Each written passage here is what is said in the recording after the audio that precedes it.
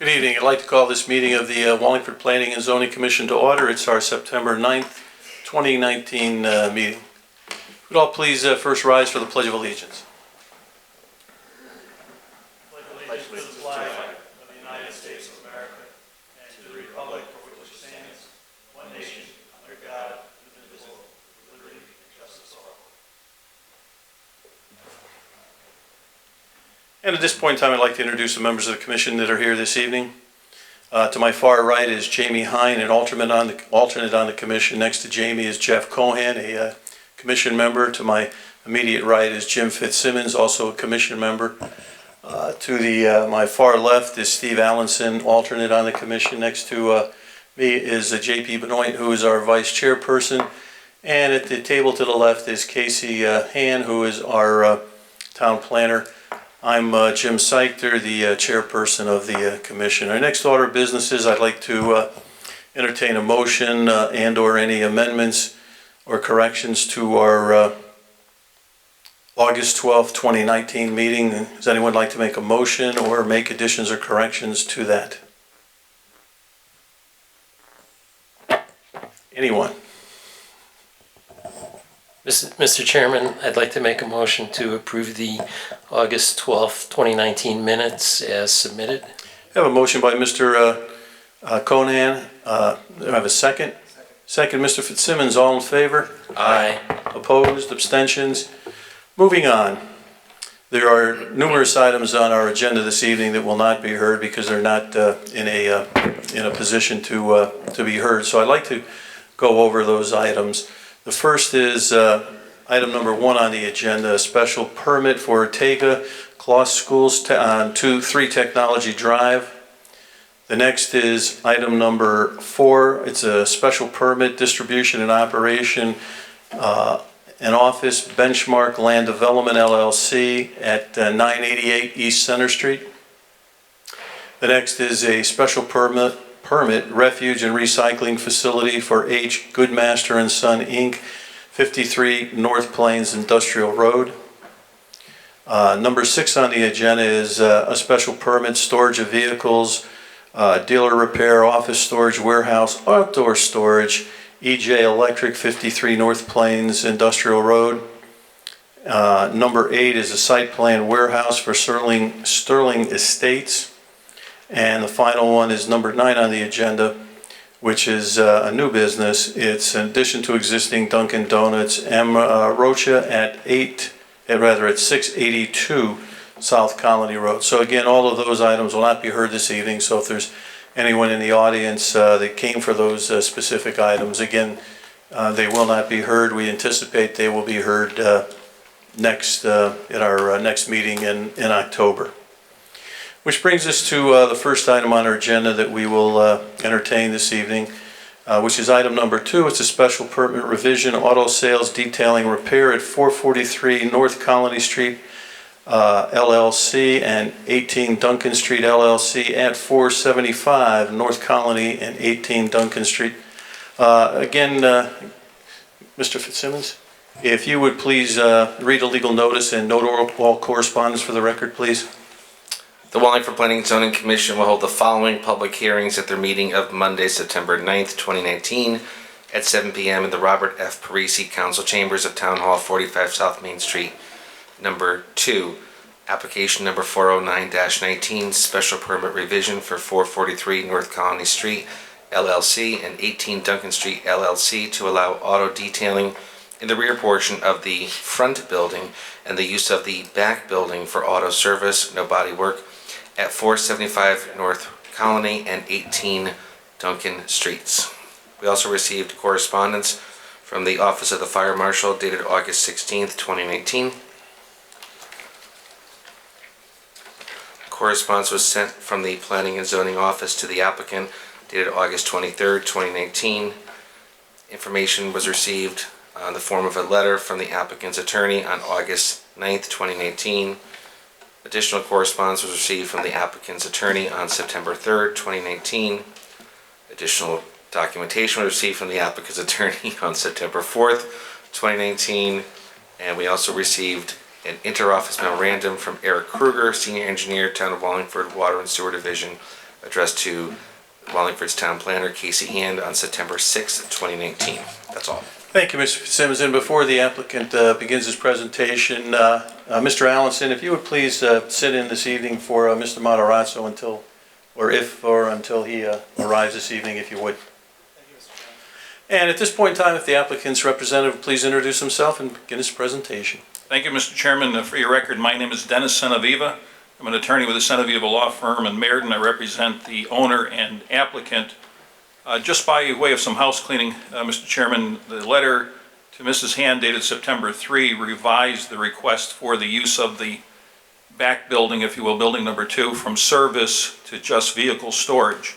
Part of that came about because of your inter-office memorandum from Mr. Kruger, which he indicated that the back building did not have an oil-water separator or the requisite facilities to allow that to be used in that fashion. We've revised that now. So the front, it's really a special permit revision. This has been approved in the past, I think it was 2004. It's part of the Executive Chevrolet operation. It was back then part of Valenti Chevrolet. There are no on-site changes proposed other than some restriping as identified of parking spaces suggested by the town planner. The applicant proposes to relocate the detailing operation, which heretofore took place in Building 2, which is on 18 Duncan Street, move that to the rear half, as you see on our plans that we've submitted, to the rear half of the front building, building number 1. And building number 2 would then be used for vehicle storage only. There'd be no repairs there, no service of any kind other than vehicle storage, no maintenance, no washing of vehicles, again, in that location. We are fine with the comments from Water and Sewer dated September 6th. And again, we did a parking calculation, provided that to your planner.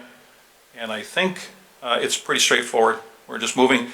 Detailing used to take place in the building at 18 Duncan. We want to move it forward. And there was service in the front building. We now are removing that from this location and just vehicle storage to the rear.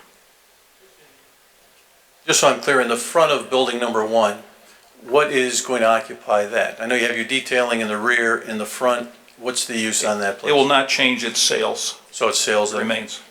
Okay. All right. Commission members with any questions for the applicant?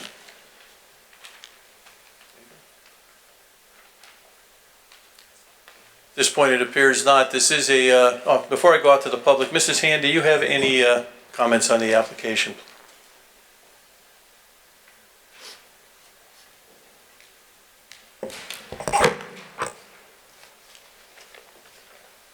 Okay, just quickly, besides the conditions of approval that so in my letter to the applicant dated August 23rd, 2019, generally everything has been addressed.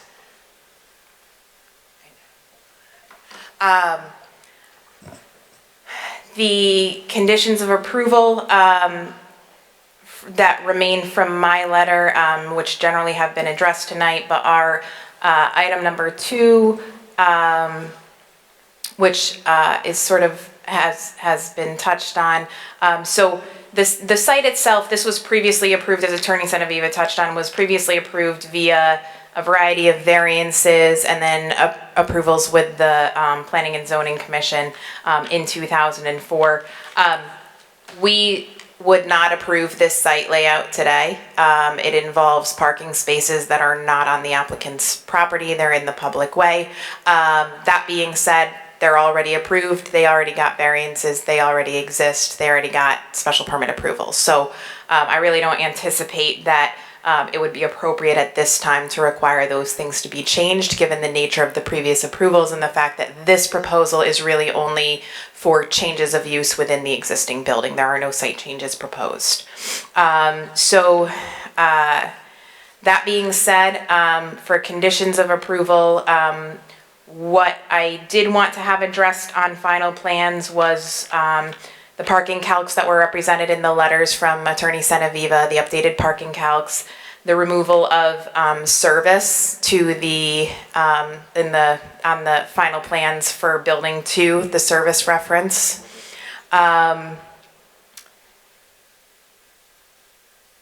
we will need sign off from DOT as to whether or not, I mean, I doubt DOT will require an approval, but we will need DOT to indicate that one way or another because you are on the state right of way. And then the last thing is touched on. The way we sort of became aware of this was because of some signage violations. So I just wanted to make sure that we're all on the same page that those same signs will still not be permitted even after this is approved and the applicant has agreed to that. And then finally, that the maximum number of vehicles to be public detailing appointments is to be 4 at any given time, and that the spaces for those are to be designated on final plans. So if you reference my letter dated August 23rd, 2019, and the letters from Attorney Senaviva, I think those would suffice as conditions of approval. Now, Mr. Fitzsimmons brought it to my attention, and I just realized the same thing, that you don't have motions in your packets. So, what's that? Right. So, I can, essentially what the motion would be to approve the application as submitted, as shown on this plan, as shown on site layout plan, Valenti Chevrolet, dated 11/4/04. And then subject to whatever conditions you'd like to add to that. I've got my scribe at work. Thank you, Mrs. Hand. Is that all? Yes. Oh, and then obviously the comments from water and sewer that were included. Good. Thank you. Okay, this is it's a public hearing. Are there any members of the public that would like to speak on the application? If there are, please come forward to the microphone, name and address, and what your comments may or may not be. Seeing none, again, I bring it back to the commission if anyone has any comments. With that, I'd entertain a motion to close the public hearing. Mr. Chairman, I make a motion that we close the public hearing for application 409-19, special permit revision, auto sales detailing repair 443 North Colony Road LLC and 18 Duncan Street LLC, 475 North Colony and 18 Duncan Streets. We have a motion to close the public hearing. Do we have a second? Second. Second, Mr. Cohan, all in favor? Aye. Aye. Opposed, abstentions? Now I'll entertain a motion on the application. Casey, is there any bond? Ms. Hand, I'm sorry. It's okay. No, not in this case because Okay. there are no site changes. All right. Mr. Chairman, I make a motion to approve application 409-19, special permit revision, auto sales detailing repair, 443 North Colony Street LLC and 18 Duncan Street LLC, 475 North Colony and 18 Duncan Streets. As shown on site plan dated November 4th, was it 2004, Yes. Casey? Yes. All right, 2004, subject to the following conditions for approval, binding to the memo from Eric Kruger dated September 6th, addressing all comments from the memo from Casey Hand dated August 23rd, and Attorney Senavi's memo dated September 3rd, 2019. Casey, anything else with those two memos? And I'm sorry, did you include my memo? Yes, yours, the August 23rd one. Yep. And then the subsequent responses from Attorney Senaviva. Yeah, that was September 3rd one, right? Okay. And then the only Water other and sewer one was first one, Eric Kruger, Yep. water and sewer. You're good. Good. Thank you. We have a motion on the application. Do we have a second? Second. Second by Mr. Cohan. Voting beginning with Mr. Cohan, please. Yes. Yes. Yes. And yes, the application's been approved. Have a Thank good you. evening. Thank you. Brings us to our next item on the agenda. Item number 3, it's a special permit, auto dealer vehicle storage, Savor Spirit LLC at 674 North Colony Road. And again, Mr. Fitzsimmons, while the applicant's preparing for their application, would you please note all correspondence for the record and read the legal notice, please? Sure, legal notice. Sure, legal notice for application number 410-19, special permit for Saber Spirit LLC to allow vehicle storage for an existing auto dealership repair at another location, Quality Subaru, at 674 North Colony Road. We also have correspondence sent from this office to the applicant dated August 16th, 2019. We also have received communication from the Office of the Town of Wallingford Fire Marshal dated August 16th, 2019. We have a copy of a memo addressed to the Wallingford Town Planner from Eric Kruger, Senior Engineer, Wallingford Water and Sewer, dated August 30th, 2019. We received correspondence from the law offices of Senaviva Law Firm dated September 3rd, 2019. We also received a copy of an email from Rosalind Page addressed to the Town Planner dated September 4th, 2019. And finally, we have an updated comment from the Office of the Fire Marshal dated September 5th, 2019, addressed to Planning and Zoning. That's all. Thank you, Mr. Fitzsimmons. Again, if the applicant and/or his representative please introduce themselves and begin their presentation. Thank you, Mr. Chairman. For your record, my name is Dennis Senaviva. I'm an attorney with the Senaviva Law Firm in Meriden. I represent the owner and applicant. To my right is Joe Blickfeld. He's a member of the applicant LLC and also the owner of Quality Subaru that is affiliated with the vehicle storage request that we have before you this evening. To my left is Rosalind Page. She is our site designer and land surveyor with Winterbourne Land Services. You have in your application, of course, a parcel which is the northerly divided lot of 674 North Colony Road. The parcel was divided, not subdivided, was divided, the free cut, if you will. 674 North Colony Road is the location of Wendy's, which is to our south, to our left. This parcel has two buildings with the post office addresses of 680 and 684 North Colony Road. The parcel is 1.27 acres in size. It has over 190 feet of frontage along North Colony Road and complies with your regulations. There's an existing curb cut, which is separate from Wendy's curb cut on this parcel, and this parcel is zoned, as you know, RF40. Now, the applicant proposes to raise the existing 3,527 square foot building at 680 North Colony Road. That's the southerly of the two buildings. Again, if you're looking at the site from the road, it's the building on the left side. And also to raise the front half and the rear cooler pad of the restaurant building at 684 North Colony Road. That's the building on the northerly side, the right, if you're facing the parcel. That would leave a 762 square foot building on the north side of the parcel. And Rosalind will go up to the board in a minute and again, hopefully orientate you to this location better than my words do. The balance of the lot will be used for vehicle storage should you approve this evening. There's 102 spaces, 97 of which would be used for vehicle storage. There are 5 customer parking spaces, including 1 handicap space.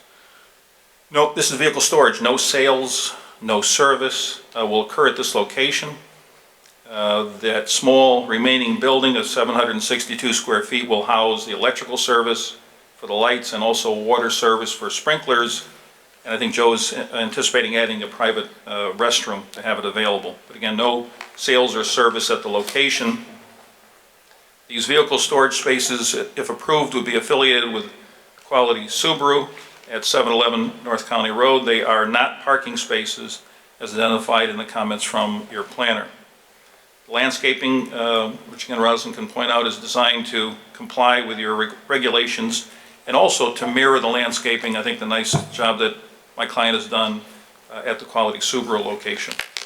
So the site complies with having its own water and sewer lines as required by Eric Kruger in his comments that are part of your record. So that's kind of the quick overview. There were a number of comments that came in from our planner. And I think with that, Rosalind, if you'd like, you can address those at the board. Thank you.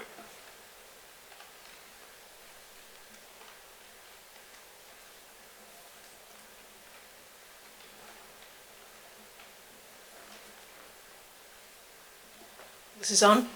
Yes. Thank you. Okay. Thank you. So, as Attorney Senaviva has pointed out, this is the existing condition with the building that's going to be removed and the portion of the building that's going to stay. Route 5 is down here, the railroad is up here, and the existing Wendy's restaurant is located here. So what I'd like to do is just clarify a little bit the areas that will be demolished and changed. And I can't talk unless I'm holding a pen. So this existing building here and the associated sidewalk around it will be removed, so that's located in pink there. This is the 50-foot setback that you require to be landscaped in this zone.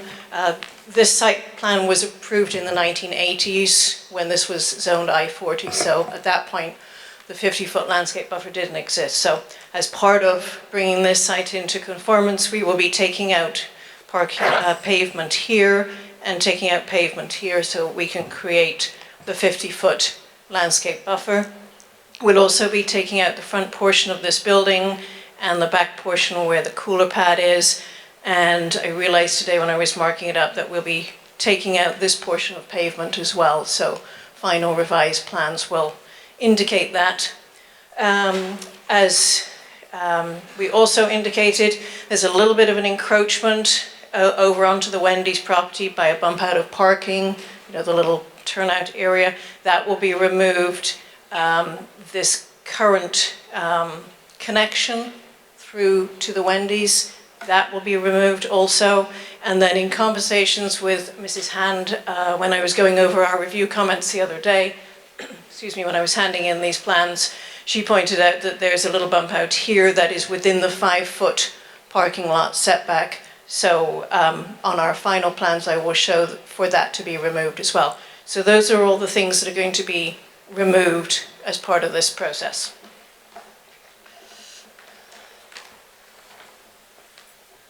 So what we are then proposing to construct or to add to the site is a parking area here. Basically, it's where the existing building is, and that will now become additional parking for vehicle storage. The only other material change is that we will be extending the existing sidewalk that is along the frontage of the property to the north. We will be extending that along our entire frontage. So those are the two sort of impervious surfaces that will be added to the site. So right now we have an open space coverage of 29.8%, where 25% is required by your regulations. By the time we have made our revisions to the site, we will actually have about 35% open space. So we're going to be increasing the amount of open space on the site. So these are the two new areas of construction, the parking lot and the sidewalk. And then in terms of landscaping, we will be making sure that around the perimeters of the parking there's a 5-foot landscape strip as required by your regulations. That will be grassed. And then what we're proposing is to plant trees. There will be 4 trees, new trees along the front. They're proposed to be either Armstrong maples or white spire birch trees, which are both reasonably hard. They're hardy street type of trees. The landscaping person who works for Mr. Blickfeld has suggested those would be appropriate types of trees. So we're proposing 4 along the front. In this new landscaped area in the center, we're proposing 3 more. The area that will now become landscaping to the north of the remaining portion of the building will have a tree in it. When we take out this bump out here, we can put another tree here. Right now there are 4 or 5 existing sycamore trees around the back of the parking area.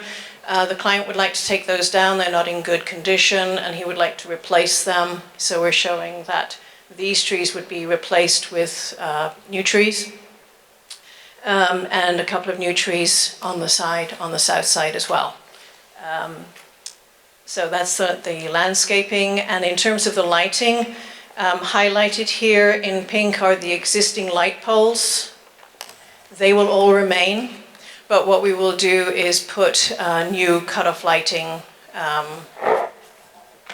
light fixtures on those existing poles, and we have added a detail onto our detail sheet of the type of lighting that the client proposes.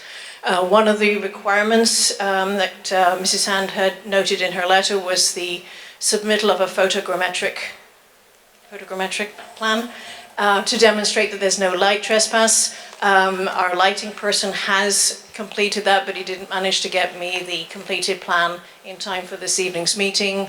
So we would respectfully request that we submit that as part of a final condition of approval. In addition, as part of the process, we will most likely have to apply to Connecticut DOT, although there obviously is an existing curb cut permit. Most times when you submit a revision to a site plan, the state asks that you, after approval, send them a set of plans so that they can see if they need anything updated in terms of signage. And so we would be doing that if we get approval by this commission this evening. So I think that is about it. If anybody has any questions, be happy to answer them. Any questions on the plan for Ms. Page? Mr. Allenson? Thank you, Mr. Chairman. Just one quick question. The curb cut on the southwestern part, did you say that curb cut was being removed? Yes, that's an internal curb connection between this property and the Wendy's property. There is no, as far as we know, there is no agreement in place between these two businesses to maintain that. Okay, I just wanted to make sure. Thank you. Other commission members? Mr. Fitzsimmons? Thank you, Mr. Chairman. If I could follow up on the prior question, we have for years with the Route 5 reg encouraged interconnection of parcels. So when you indicated that you wanted to take it out, I guess the most recent application we had on Route 5, my understanding is it's the same owner. Is it not the same owner? No, this parcel is now owned, or will be being owned by a different owner than owns the Wendy's restaurant building. Okay, we don't often get into ownership, but I want to, so right now is it common ownership where the curb cut is? That's why there was no agreement. Fulton All Ford. right, because I'd like to see the agreement or the curb cut remain, because we push to have the curb cut, because just to the south of the current Subaru dealer, or part of the Subaru dealer, you're connected to the orthopedic building. And before it was an orthopedic building, it was a tool store, before that it was a grocery store, and they all get to share that light. So future planning would say it makes sense not to remove the interconnection when you're getting the cars off of Route 5. So I understand right now the sites are still joined and there's going to be a potential sale or transfer, but I would be opposed to cutting the interconnection, or at least have it filed on the plans that for future use of the site, there'd be some documentation that it's there. Because we work hard to push for interconnections. I know you maintained it when Subaru was rebuilt or revised or remodeled, you maintained the interconnection with the orthopedic. So I think that in that particular instance, it definitely works. Because it's keeping traffic off of 5, they're all able to use the traffic light in front of the orthopedic building. So if I heard correct, it's a question, I guess. No, it's a terrific point. I think when the question came up from our end with Mrs. Hand and Rosalind, we talked about the fact that there is no contractual right in the purchase and sale agreement that we have with Fulton Forbes. Now, that doesn't say that we cannot provide the access on our side, and then should Wendy's ever come back in for a new awning, I suspect this commission might remember. Okay, thank you. If I might, Mr. Chairman, I have Absolutely. a couple other comments.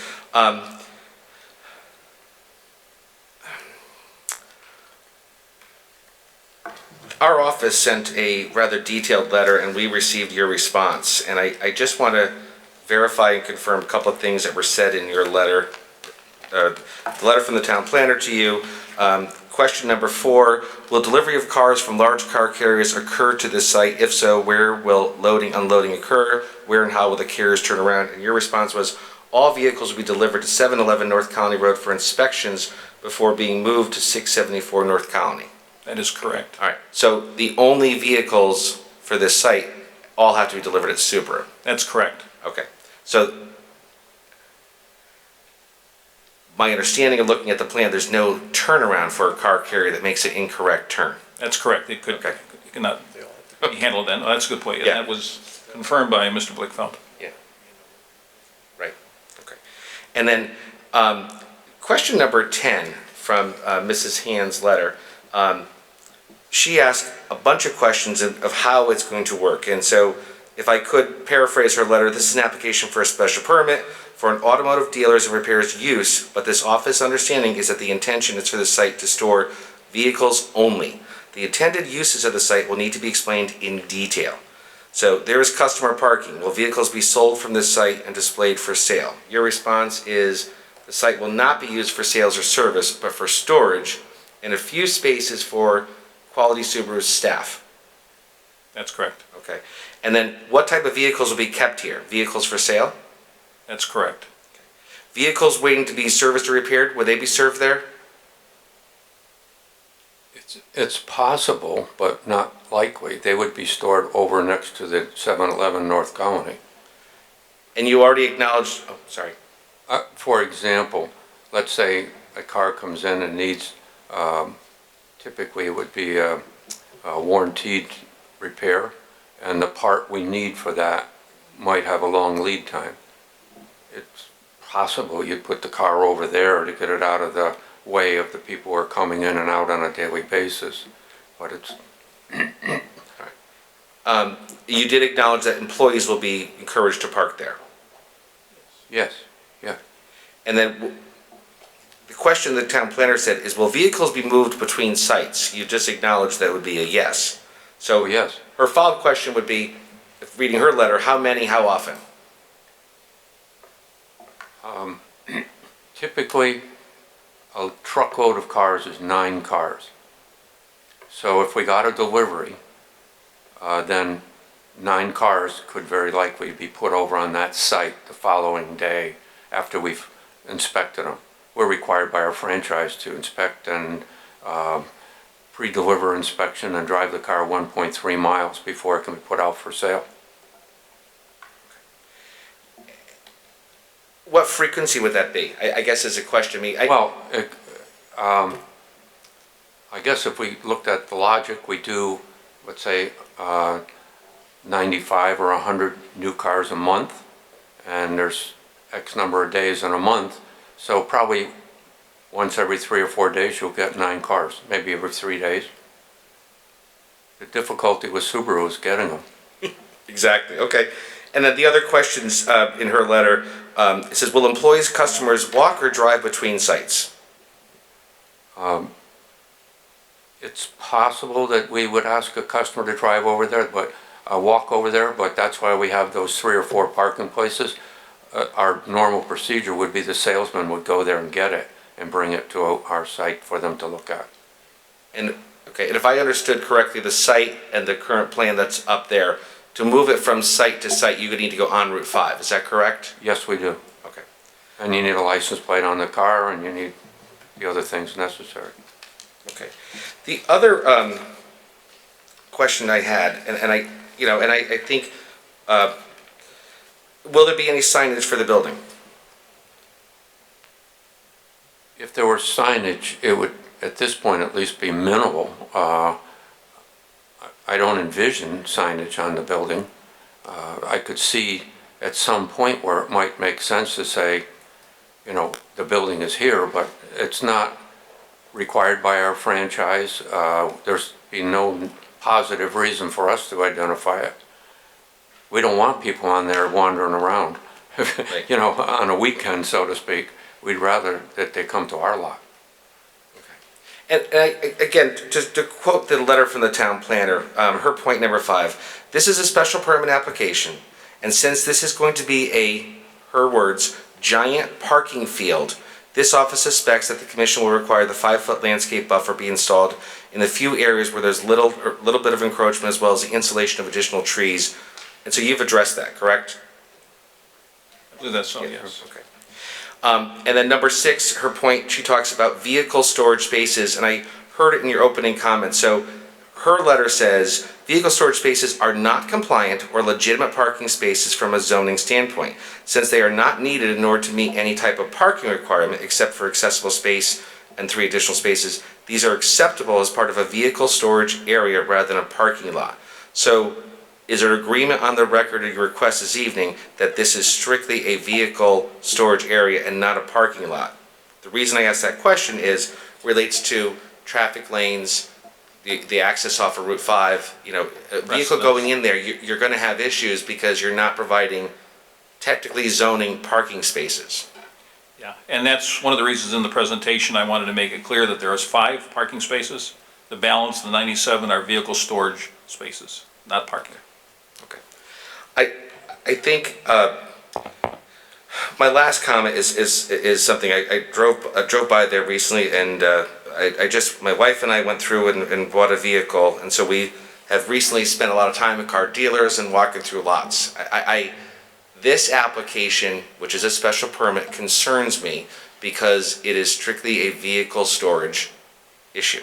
My understanding is you're trying to address a zoning issue because vehicle storage is huge for all the car dealers we have on Route 5. My concern is I'm not sure this is the best use for Route 5 property. Okay, but I'm not the applicant, you are. So I have concerns that this is going to look like Bradley Airport and all the off-site parking lots. Because that's why I was asking about the signage, the building. Landscaping is good, but it doesn't disguise the fact that this is still, it's not even a parking lot, it's vehicle storage. And I think of vehicle storage that I've seen other places off of Route 5, other towns and other areas where it's definitely in an industrial area, not on the prime retail strip of town. So it's more of a comment than a question, but I don't know what you can do to make it avoid like the strip up near Bradley Airport where I park my car when I'm flying, because those are parking lots, but there's just massive vehicles, and I'm concerned of how it will look on Route 5. I would only comment that I've been in business for 50 years in Wallingford, and there's nobody that could tell me we didn't produce an attractive and above what's necessary even, or required to make it attractive. We need to provide service for our customers and a good place to work for 40 or 50 local people. And this seems to fill it. If we take the cars too far away, then the customer is not served well because they can't see and touch and feel the product that they want to see. I don't know any other way to solve the problem than to have a bigger lot, and that's why we work like we do on the lot we have now. We try to make it as attractive as possible and provide the standard that we think is the right thing for our customers. If I might, and I appreciate that. I think your dealership is, if I recall, was the first one that came in under the new Route 5 regs. I mean, you have more landscaping than I think anybody else in town that's selling cars. So I appreciate that as just a member of the commission in town.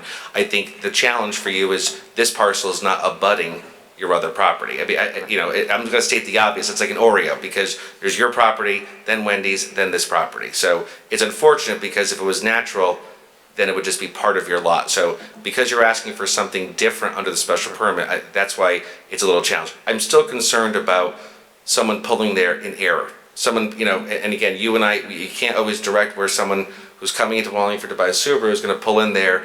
It's not very friendly for turnaround. So just make sure the signage is appropriate, that you don't want customers starting there and then walking over your place, because it just becomes a mess, quite frankly. I misunderstood your question to begin with. I thought you were worried about us advertising so that people would be drawn into the area. It would be just the opposite. And we're more than happy to label it that, and say that, this is not the place to come to with appropriate signage. But once in there, it's pretty easy to turn around and come back out. But again, I thought you meant, would we advertise it to try to draw people in to look at cars? And that we won't do, for sure. Okay. And we'll go the other way. Okay. Thank you for the clarification. Okay. Thank you, Mr. Chairman. Thank you, Mr. Fitzsimmons. Other commission members? Mr. Cohen. Thank you, Mr. Chairman. I just wanted to follow up with Mr. Fitzsimmons' line of questioning, and really, it does state the application, it is a storage area for vehicles. And it says no repair or sales are to occur on this site. Are those cars going to have, the sales stickers on them when they're parked there? Okay, maybe just so we understand how it works. There's something called a Monroney that's on the side of the car. That's a Right. law. That must be on the car, and must be given to the customer at the time they receive the car. So it's not going to say, this car's for sale, 1995, buy one now, it's on deal. No, that wouldn't occur. But that Monroney is a federal, if not state as well, requirement. There will also be another sticker on which explains the warranty. Again, that's required by law. But they're not going to be labeled up and say, buy it now, it's for sale this today, or whatever you want to say. It'll only have what's required by law. Right, but just, a customer, wandering over there could mistakenly think that, that car is for sale. I'm sorry? Well, you've got the vehicles over there, they do have the stickers, and somebody who might wander over there Yes. could mistakenly, start looking at these cars. Oh, that's possible. People go in our lot all the time. We don't want them there. I mean, frankly, you know what I mean? In other words, Yeah. sometimes you come out and they go, don't bother me, I want to just look at the cars. So, Right. But that sticker that you're talking about is, I'm sure it's federally required. Right. And I'm sure it's state required. We could not put a car on our lot without fear of being cited by the state for not having it properly labeled. And you mentioned, you'd be okay with a sign saying this is not a sales area or something like that. Sure, Okay. not for sale. Yeah, I mean, if you yeah. notice on our building, there's a sign, again, we're rule followers. I'm not saying you're gonna see Right. this everywhere, but there'll be a sign that says, this car is, no cars in front of this sign are available for sale or showing. Got it. You'll Yep. see a car with a sticker in the window, because until a car's had its pre-delivery inspection, it's not legal to drive that car.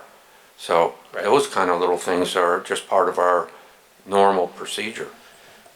Yeah, and I agree with Mr. Fitzsimmons' comment. It's,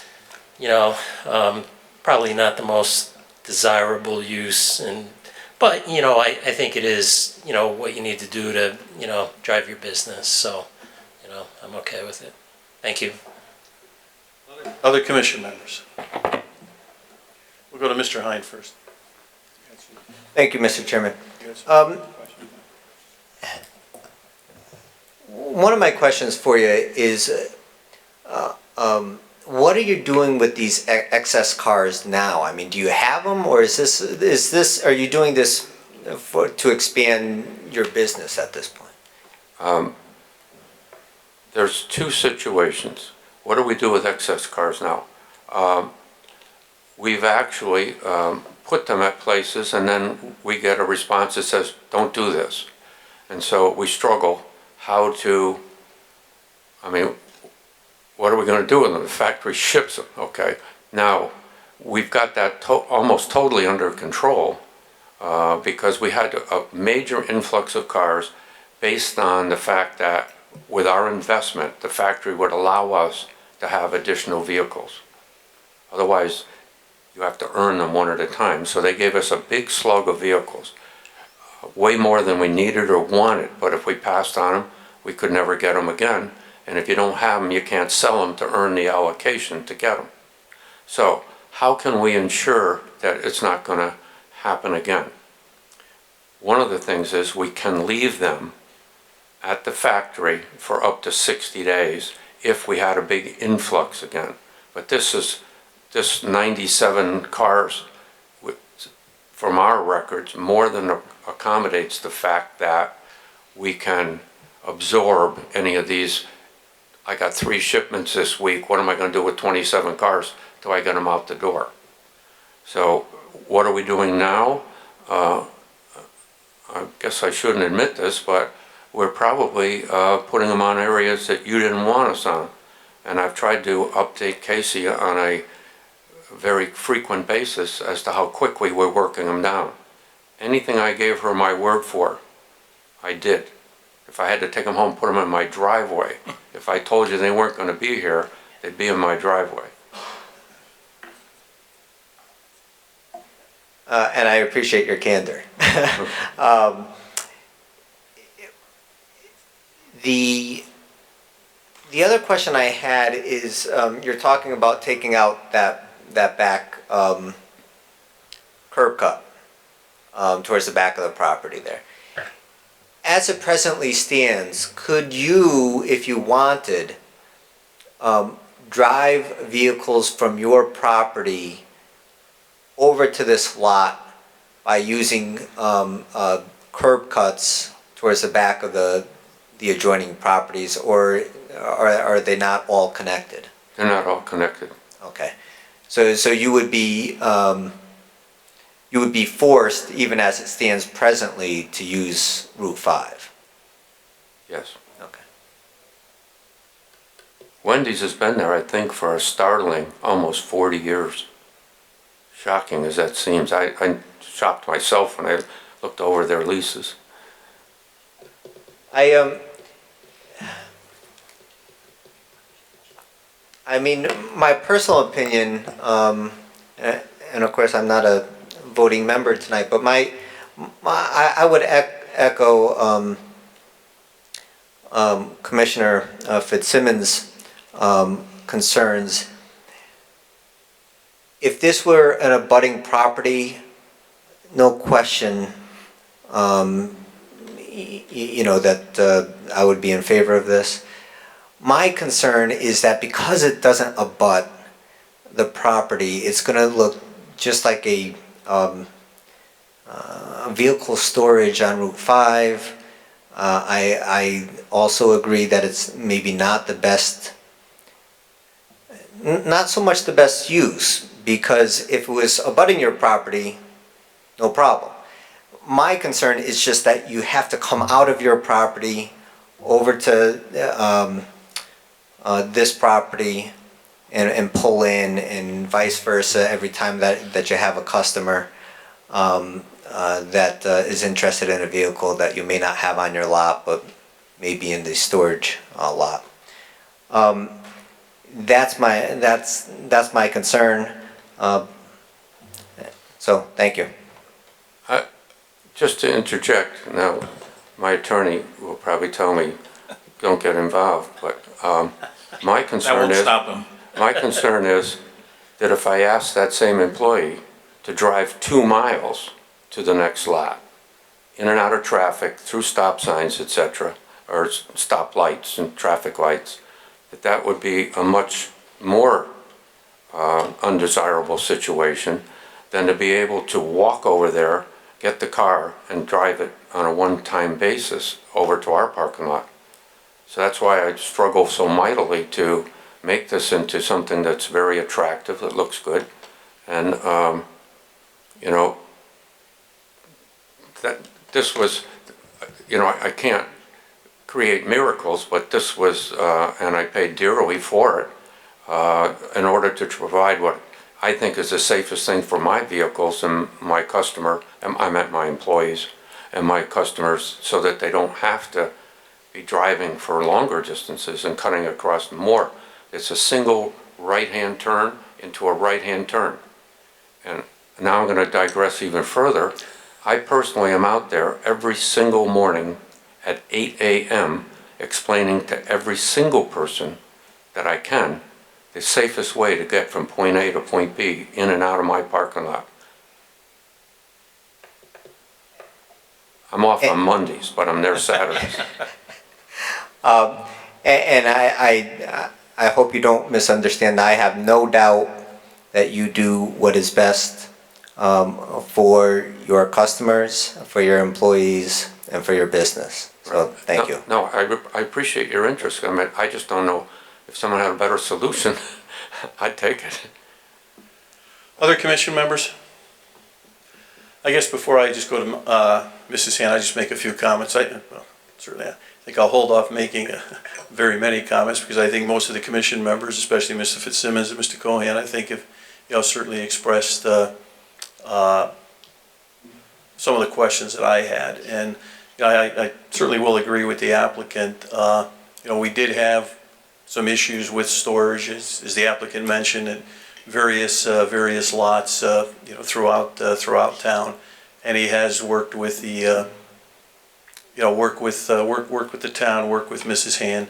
I certainly agree with Mr. Fitzsimmons and some of the other commission members that is this the ideal use of the property? I think I would say probably not, but I understand that it's certainly within my mind, within our regulations, and what you're attempting to do is to, solve an issue that has been an issue for the town, certainly been an issue for you. And as Mr. Fitzsimmons pointed out, you're certainly, I think, the first dealership that came under our Route 5 regulations, and certainly the way your dealership is, the way you keep it and present your business, I find it to be very attractive. So. Again, I agree with most of the comments that were made here this evening, but from my position, I think this is a good alternative for the existing situation. With that, Mrs. Han, do you have any comments before I go out to the public? Yeah, okay, a few things. So just to speak sort of generally on the application and some of the comments made, yeah, as Mr. Blitfeld represented, and as sort of was alluded to, there was an issue with some vehicles being stored off-site, and I wanted to say that I really appreciate, while it's unfortunate when we get there, I really appreciate Mr. Blitfeld's efforts to work with us on this and to find a solution in a very in a timely fashion. So I appreciate that, and I know sometimes there's not a perfect solution, but I know he worked very hard to get to this. And the other part of that I guess very much appreciated about this application is that from a design standpoint, primarily from a landscaping standpoint, we're really getting what we're supposed to get. We're getting what we want to see on Route 5. So obviously, we're not getting a building, and that's different, and that's from our perspective in some ways, maybe not what we see as necessarily always the highest and best use of the property. But from a design standpoint, I think we're really getting a positive design for the property, and I was really happy to see that. Because I do think of some of the other dealerships that we have where we have a building, but it's set really far back from the road, and we have cars over the property line into Route 5, and many times we face an unwillingness to cooperate with the zoning regulations or to comply with the current zoning regulations. So I really appreciated Mr. Blitfeld's and his team's willingness to, when I asked for more trees, I got more trees. When I asked for the 5 feet of landscaping, I got the 5 feet of landscaping. And that's really how it's supposed to be, because that's what the regulations require. So I've sort of appreciated that process. To Mr. Fitzsimmons' comment about the interconnection in the back, I think that's a really good point. I think it's important for us to leave that option open if the applicant's agreeable to that. So I would recommend a condition along those lines that the interconnection between, that's what I wanted to ask Attorney Senaviva. Can we clarify the numbering for the various properties? Wendy's is 674. I don't know what the town has given to the... So 680 and 684, we think, for the new property? Those are postal addresses, right? Okay, so we'll say that for right now, because I think that is correct. So an interconnection between 674, to be maintained between 674 North Colony and the subject site, and an appropriate easement to be filed on the land records. In terms of signage, so it's sort of interesting because the building's really small. There's a really minimal amount of signage that's going to be permitted on the property. 30 foot wide building would permit a 30 square foot sign. Hopefully, that's enough to allow the messaging that was talked about tonight, but otherwise, you would have the opportunity to pursue a variance. I think if it were for a safety concern, again, for messaging and directing traffic, that would be something we could discuss. Address we talked about. The open space issue, I just wanted to touch on that as well. Again, we're increasing the open space here. There was a variance granted for the splitting of the pieces where the Wendy's property was actually, what is now the Wendy's property, was allowed to go below the minimum open space requirement because this piece was a little bit over. It was based on where the line got drawn basically, but I'm pleased to see that we're increasing the open space a little bit further. I think that's a good move in the right direction. And I think if the Wendy's property ever were to be modified, we would look for them, I think it was a condition or at least a recommendation in the variance for them to move towards compliance with their open space as well. We talked about the number of vehicles to move between sites, so I wanted to recommend an actual maximum number as a condition, if it's something that would be agreeable to the applicant and the commission. Based on the representation tonight, it sounds like if we said no more than 20 vehicles per day to be moved between sites, would that be reasonable? I mean, that's a very minimal amount given the number of vehicles that drive on Route 5 every day. It sounds like that's more than you need. But I'm just sort of throwing that out there. I mean, the representation was 9, 3 or 4 days a week. So somewhere in that vicinity is what I wanted to throw out there.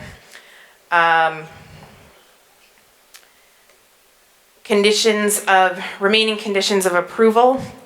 So based on the representations made tonight, I did recommend some formal conditions in my notes to the commission. One, as discussed, vehicles are to be driven individually onto the site only. No delivery to the site via carrier or other large truck or vehicle is to be permitted. 2, only storage of vehicles is to occur on the site. No actual repair or sales to occur on the site. 3, the facility may only be used for storage of vehicles that are affiliated with, meaning owned by or awaiting repair by, an approved and state licensed automotive dealer and repairs facility located within the town of Wallingford. That's similar to what we did for Wallingford Auto Park for their parking lot that's behind their building across that, what was that paper road. And to be honest, I don't think this is the last application we'll see like this. All of the dealerships, or a lot of them, are looking for space, and because our Route 5 zone is only one property deep, they can't really go back. So I think they all, I based on conversations, I think a lot of them are frequently looking for new alternatives. So I think if we're going to sort of entertain this type of option, I think it should always be required to be tied to an actual approved dealers and repairs facility in town, so that we don't end up with somebody that just owns a lot that they store cars on Route 5. It should be associated with a approved repair and dealership. And then finally was a bond to be determined upon submittal of final plans. And then the only other suggested conditions I had were my comments dated 8/16/19 and the responses from Attorney Senaviva, or response from Attorney Senaviva dated 9/3/19, and associated email from Rosalind Page dated 9/4/2019. As Ms. Page said, the vast majority of my comments were addressed in these plans, and it looks like the rest of them are addressed on those plans. And then water and sewer comments dated August 30th, 2019. Thank you, Mrs. Hand. Would the applicant and or his representative like to just respond to the suggestion by Mrs. Hand as far as the 20 vehicle movement on the site per day? It seems reasonable to me. I mean, I Okay. don't see why we wouldn't. Okay. And just, Mrs. Hand, just to clarify one thing, when you talked about the interconnect, you mentioned the interconnect to remain. Now, is that to allow them at the present time to put the landscaping in, but on the plans show the interconnect, or are you saying, or are you suggesting that the interconnect, which is there right now, that remain, not be closed, but have on the plans showing that it's a potential for an interconnect? So it's up to the commission what your preference is. My recommendation would be that since it's there, it's already stubbed out, leave the stub, and that way it's a lot easier to maintain I mean, it already physically exists, so that's kind of a win it makes it easier for us rather than 10 years or 20 years from now making somebody build it. Okay, thank you. Before I go out to the public, any other commission members? Seeing none, again, this is a public hearing. Members of the commission would like to speak on the application, please come forward, name and address and your comments. Seeing, yes, gentleman in the back.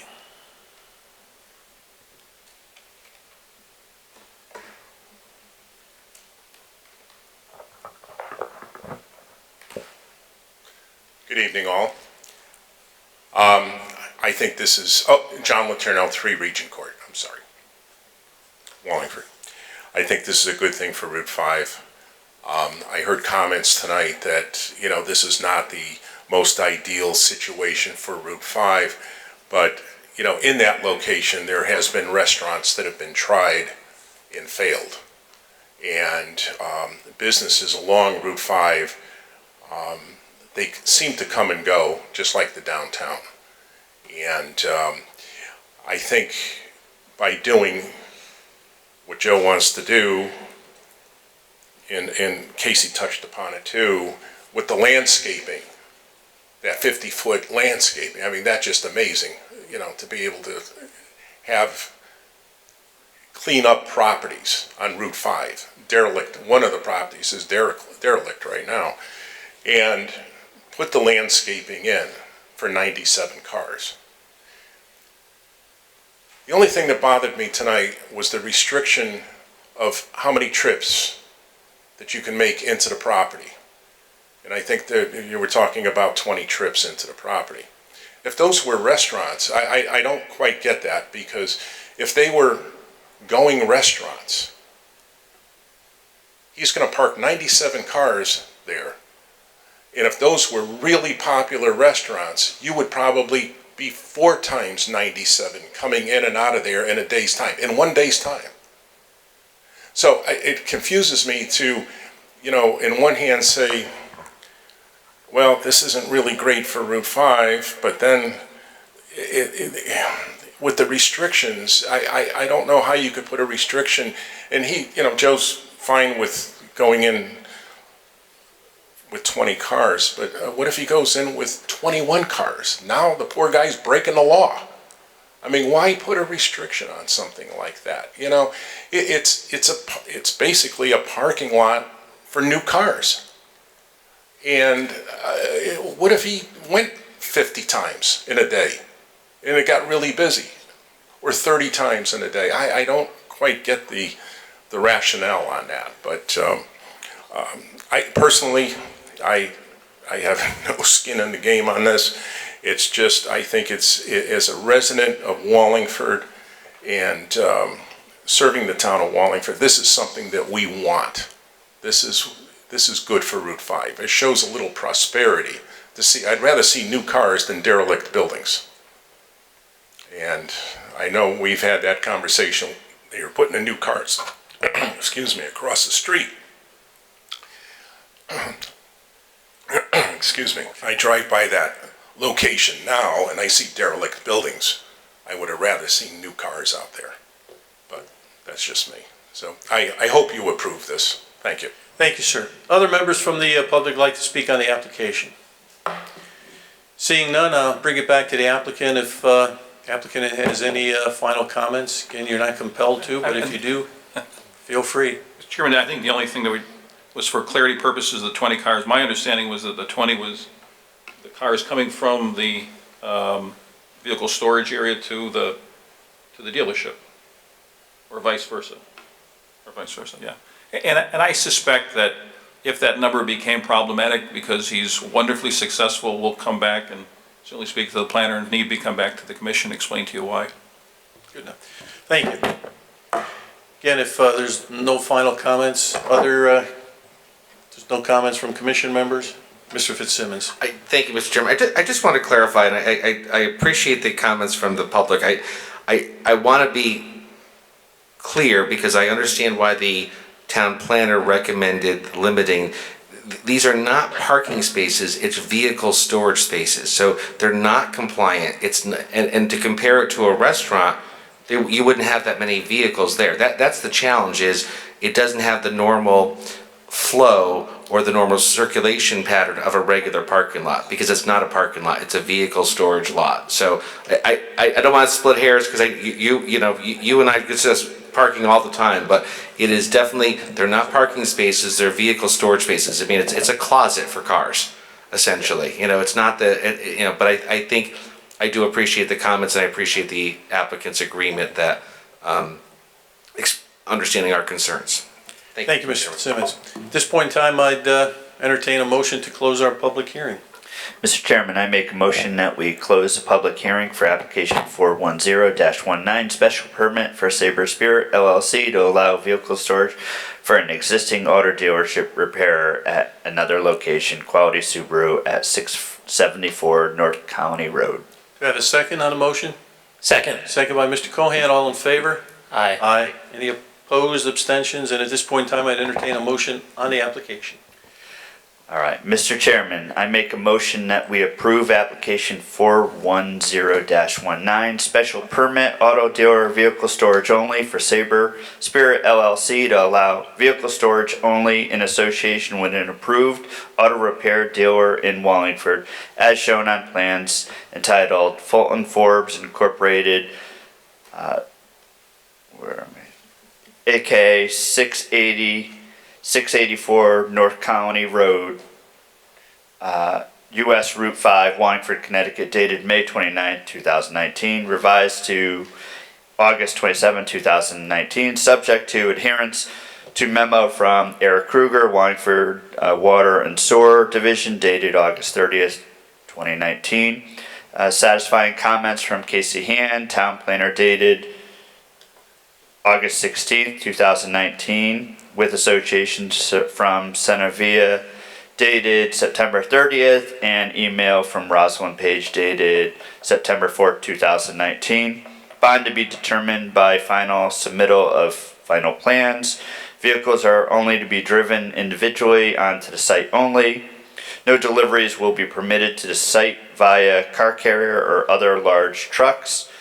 No vehicles or sales are to be occurred on site. Facility may only be used for storage of vehicles that are affiliated with, owned by, or awaiting repair by an approved and state licensed auto dealership and repair facility located within the town of Wallingford. The interconnection to remain between 674 North Colony and subject site to be filed on the land record, and no more than 20 vehicle trips to be transitioned from storage area to delivery dealership per day. Casey, I miss anything? Good. Thank you, Mr. Benoit. Do we have a second on the motion? Second. Second by Mr. Cohan. Voting beginning with Mr. Cohan, please. Yes. Yes. Yes. And yes, your application's been approved. Have a good evening. Thank you. Brings us to our next item,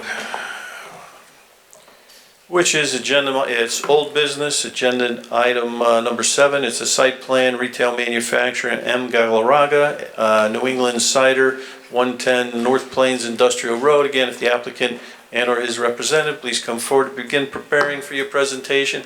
And Mr. Fitzsimmons, if you please note all correspondence for the record.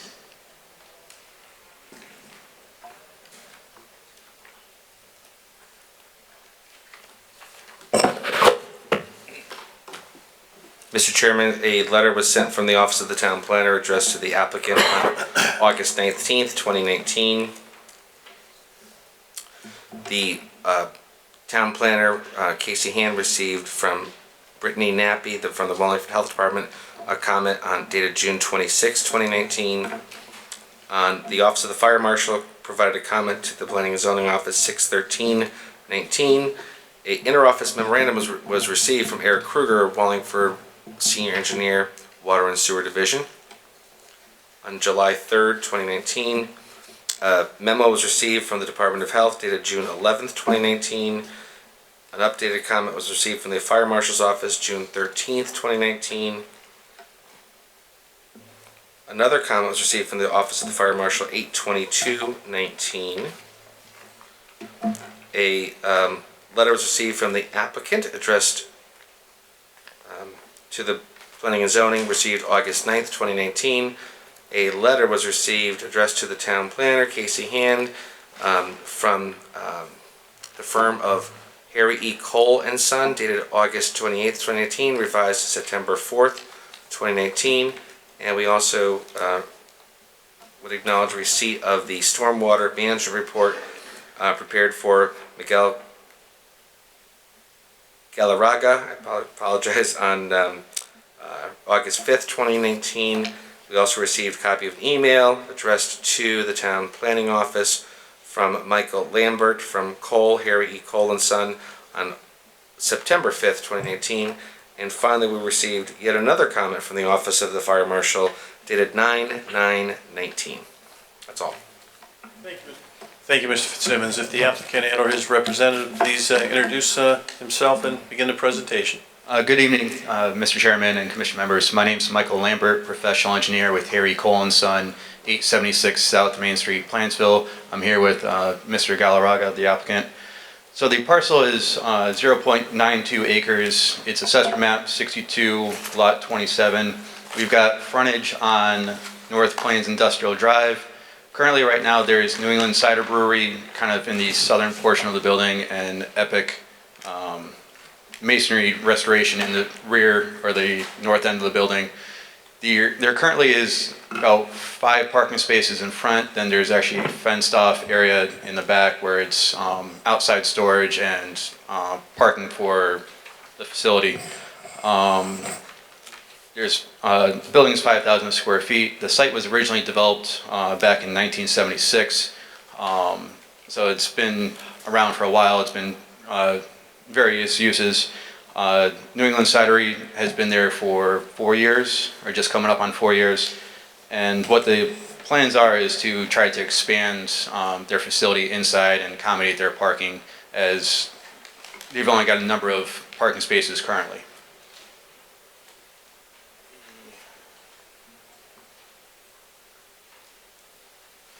So for the proposed expansion of inside the building, has to accommodate all the parking facilities with the zoning regulations. What we're proposing to do kind of at the main entrance is there's about 2 parking spaces that are right up against the right-of-way. Those will be removed, so the nearest parking space is within 25 feet of the right-of-way per the regs. There is a 1 handicap spot that's going to be adjacent to the building, and there's going to be 2 others on the south side. These on the south side make the easiest modifications. They meet all the zoning, the ADA requirements of 2% grade. There wouldn't be much else besides just having to restripe them to meet with the ADA compliant. There is going to be a patio area up in the front, and then in the front yard in front of that is going to be kind of an apple vineyard to kind of go along with the theme of the cidery. There is going to be a phase 2 portion of it, a kind of driveway entrance up on the top and 2 parking spaces. These would only be used for employees or staff. However, we still need to get kind of engineering signed off on those, as currently right here there's only 18 feet of a driveway width. Your regulations call for a 24 unless it's signed off by the engineering department.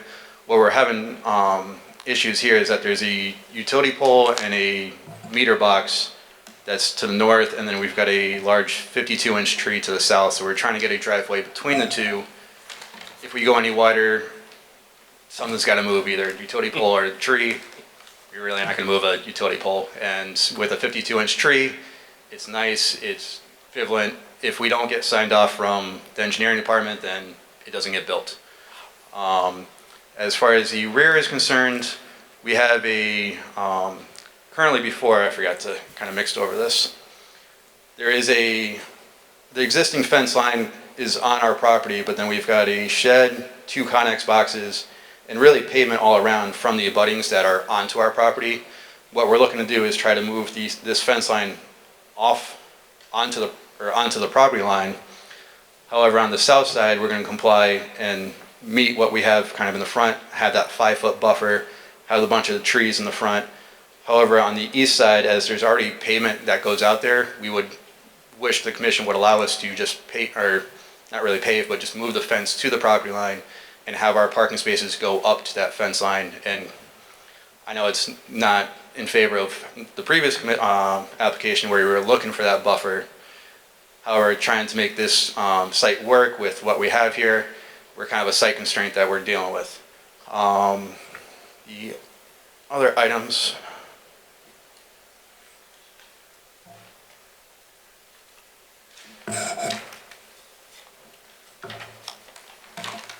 And then currently right now, the entire site kind of flows all the way to the back. What's going to happen is we've got 2 dry wells with catch basin tops kind of located in the low point that currently is out there today. That's to help compensate for the patio in the front, any additional storm drainage. Also, it was brought up from Mrs. Hand, the original site from 1976, the rear portion was all gravel. So to be able to compensate from going from gravel to the pavement that's out there today, we've got to accommodate for that. So that's why there's the 2 dry wells up on top. And then when those overfill and spill over, we've got a kind of a riprap, kind of a filter strip before it goes down the embankment and into the existing stream drainage swale that's out there today. I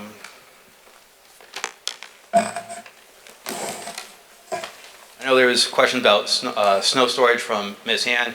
What ideally is we've got that buffer strip kind of to the south and to the north. Up on the north, there's quite a more significant than a 5-foot buffer. This was talking to Ms. O'Hare that there was an existing tree that's in between 2 Connex boxes that are out there today.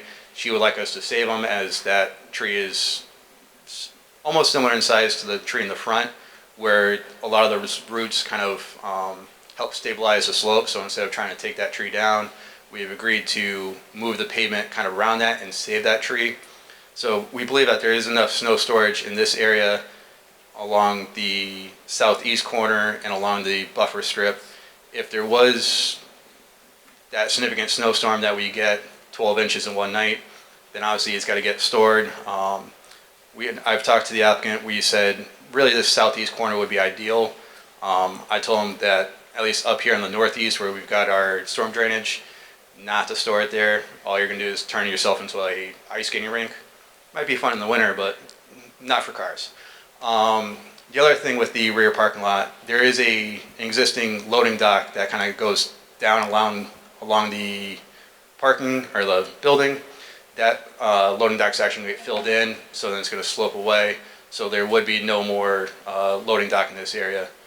There was questions brought up by Mrs. Hand with loading and unloading.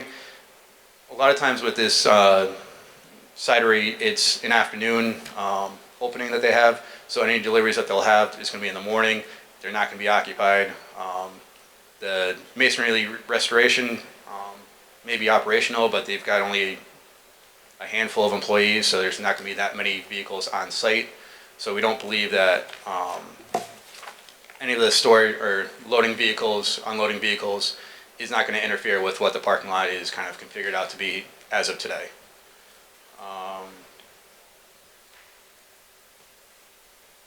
So that kind of ends my presentation. I'd be open up to any questions that the commission may have.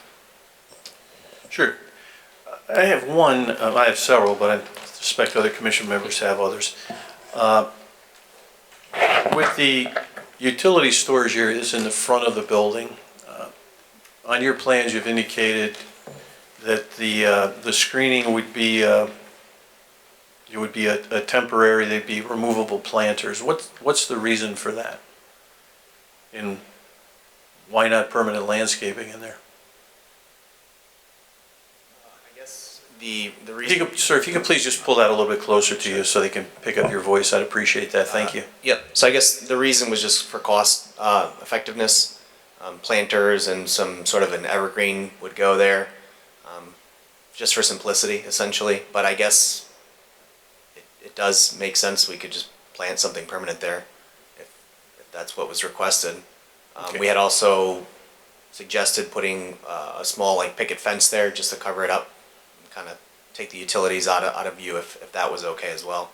So it was kind of a condition of approval kind of thing, so whatever was okay. Okay. And I know and I assume Mrs. Hand, you've provided to the applicant the various conditions of approval that you would recommend should this application be approved. I assume you gentlemen have looked at those various conditions and understand them and would be agreeable to them, is that correct? Yes. Yes. Yep. Okay. Commission members with specific questions for the applicant? Mr. Fitzsimmons. Thank you, Mr. Chairman. I'm just checking the information. Actually, through you, Mr. Chairman, I'd like to ask the town planner. We don't have engineering comments, and if I understand, there's an open item request with the engineering, that if I heard your presentation correctly. Have they not received it or didn't respond in time for tonight's meeting? We do not have any written comments from the engineering department. I did have an opportunity to discuss this application briefly with Mr. Baltramitis, who is both Public Works Director and Acting Town Engineer currently. So we had a chance to discuss this application briefly this afternoon. Generally, he didn't seem to have any objections or concerns in terms of drainage and those types of issues. I mean, the soils here are very, very sandy, so it's pretty straightforward.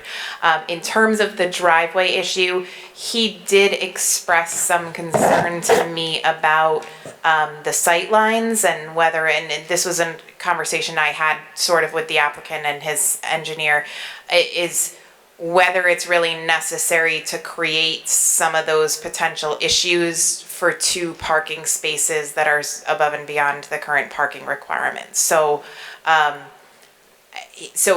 was his primary concern, was the sightline issue. That I did not have an opportunity to pass along to the applicant yet, that specific comment, because it was just discussed this afternoon, but they were aware of my sort of general concerns and what was, so between the necessity to narrow the drive aisle and then the sightline concerns.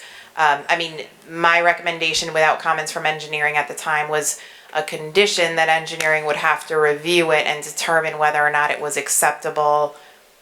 Since then, the town engineer expressed some concerns, so that's kind of where we are. So I think it might be, not to interrupt Mr. Fitzsimmons, but I think it might be a better approach just to, at least I think you're suggesting that we eliminate that from the plans, those two parking spaces. I think if the applicant would be agreeable to that, I think that would be my recommendation at this time. You could always come forward in the future if you needed the spaces and we could pursue it then. I take it gentlemen would be agreeable to that, is that correct? Yes. Yeah, I would update the final plans once we get the final conditions and eliminate those parking spaces in that curb cut. Okay, thank you. Mr. Fitzsimmons. Yeah, just a follow-up question. Thank you, Mr. Chairman. I'm looking at the material we received,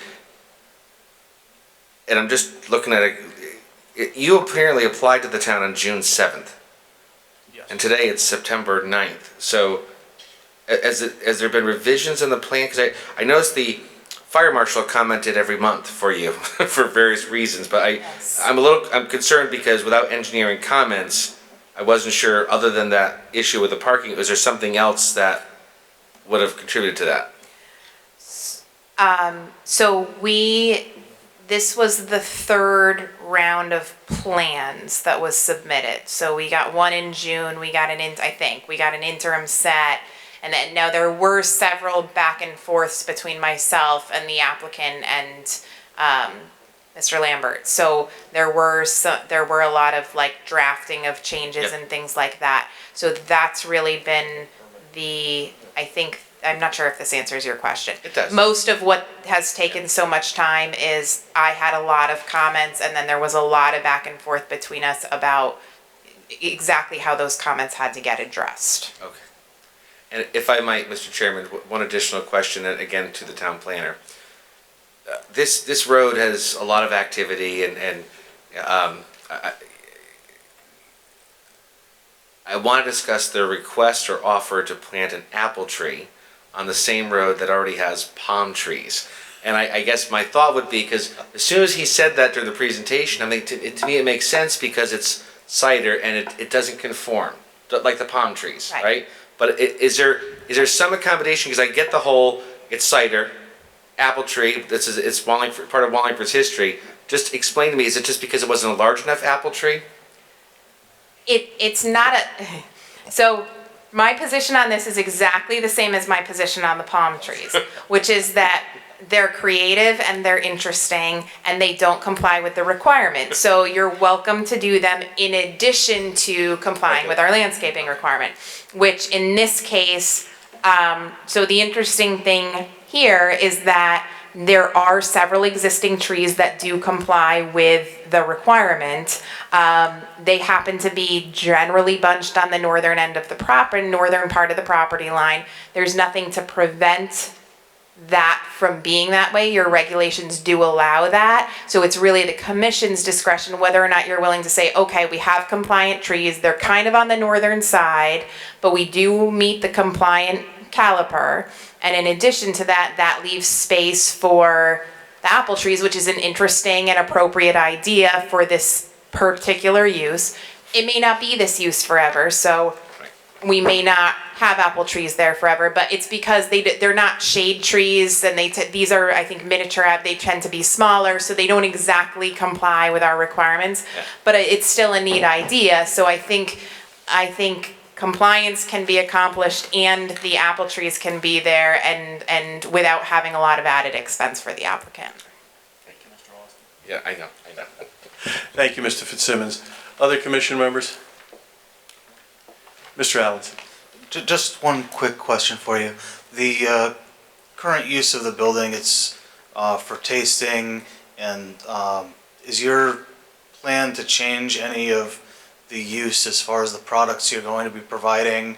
Will you be expanding the number of ciders that you have available with this change? I mean, we're always trying to expand in some way. So, I mean, the number of ciders that we put out may increase just because of the demand of the consumer.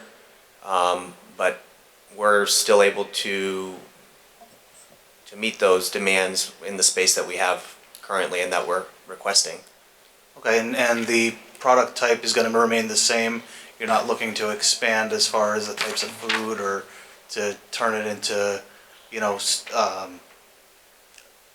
providing other products for sale? At this time, no. Okay. Just a couple comments. I've been to your location several times, and it's, you know, you've got a very tough location just based on how it looks now. Based on the proposed plans, I actually think it'll clean it up and make it look quite a bit nicer. And I really think that you did a really nice job. I think the apple tree idea in the patio is really neat, and I like it. So, thank you. Thank you, Mr. Allenson. Any other commission members? With this is, it's not a public hearing, but we do allow members of the public to speak on an application. If there's any members of the public that would like to make a comment on the application, again, please come forward and name and address. Yes, gentleman on the left side, please. Jason Zandri, 35 Lincoln Drive. Good evening. I'm really hopeful that the body here will make this approval. I'm a customer of New England Cider myself, and I feel like they've worked very hard to try to meet every request that the commission has had, and I like to believe that the commission is very strict, for lack of really a better way to say it, so that we have the conformity with all the rules that we're supposed to have. Wallingford gets a bad rap a lot of times as being anti-business or not favorable to business, but people don't understand both sides of the story. They don't understand that if we make a variance for one set of folks and we have to make a variance for another set of folks, we got to make these rules as uniform as possible. But being a customer there, you know, I believe that they're trying very, very hard to service their customers. They're doing the best they can to meet all the rules and be very creative. So I'm real hopeful that maybe this go around, that they've been able to, you know, meet all the requirements. I just do have a question though, because this is a little outside of my own realm. I'm not much on zoning. I believe the question with a couple of the spaces, are those the first couple of spaces that are right inside the driveway? Is that the spaces that are in question? When you use the term right of way, are we talking about the ownership of the town from like the center of the road into the property so far? Is that what we're talking about? Those No, if you're talking about the two spaces that we were discussing, no, those would be new spaces on the northern boundary of the property. If you look. I'm familiar with those. Were going to be the ones for the employees to park at. Is that correct? Yeah, those are the spaces that we're talking about. Those are not there right now. Okay, so is there in some looking at the parking there, and I think when I read some of the notes, there was an issue with a couple of the spaces that were right near the gate line. Is that true? Are those going to be removed or? That's been corrected on these plans, so there was an existing space or two that's right out, so when you pull in, they're right to your right. Just before the gate? Right, and so some of those can stay, but in order to comply with that front landscaping requirement, one or two of them had to be removed. That's been addressed on these plans. Oh, okay. Those are gone, that's good to go. So the spaces are going to be eliminated and there's going to be landscaping that's going to be put into place? Right. So for, I think it's one space, one or two. Two spaces. So the reason that the spaces were not allowed in the first place was for which reason? So that I understand what rules they are. So our zoning regulations have a front landscaping requirement that is equal to half of the front yard. So their front yard is 50 feet, so the front 25 feet is required to be landscaping. It was a non-conforming existing condition. If there were no site changes proposed, so if it was just change of use within the building, no new parking required, anything like that, you don't have to bring the site up to standards. Because they're actually expanding by adding the patio, and therefore there's new parking requirements, and so that opens it up to compliance with the current reg. So that's what removes the ability for those spaces to be grandfathered. Exactly. Okay, I wanted to make sure I understood that myself personally. So again, you know, I leave it up to everybody here. I just wanted to kind of put my 2 cents in as both a customer there, a citizen of the town. So I'm always concerned with how business friendly we really are.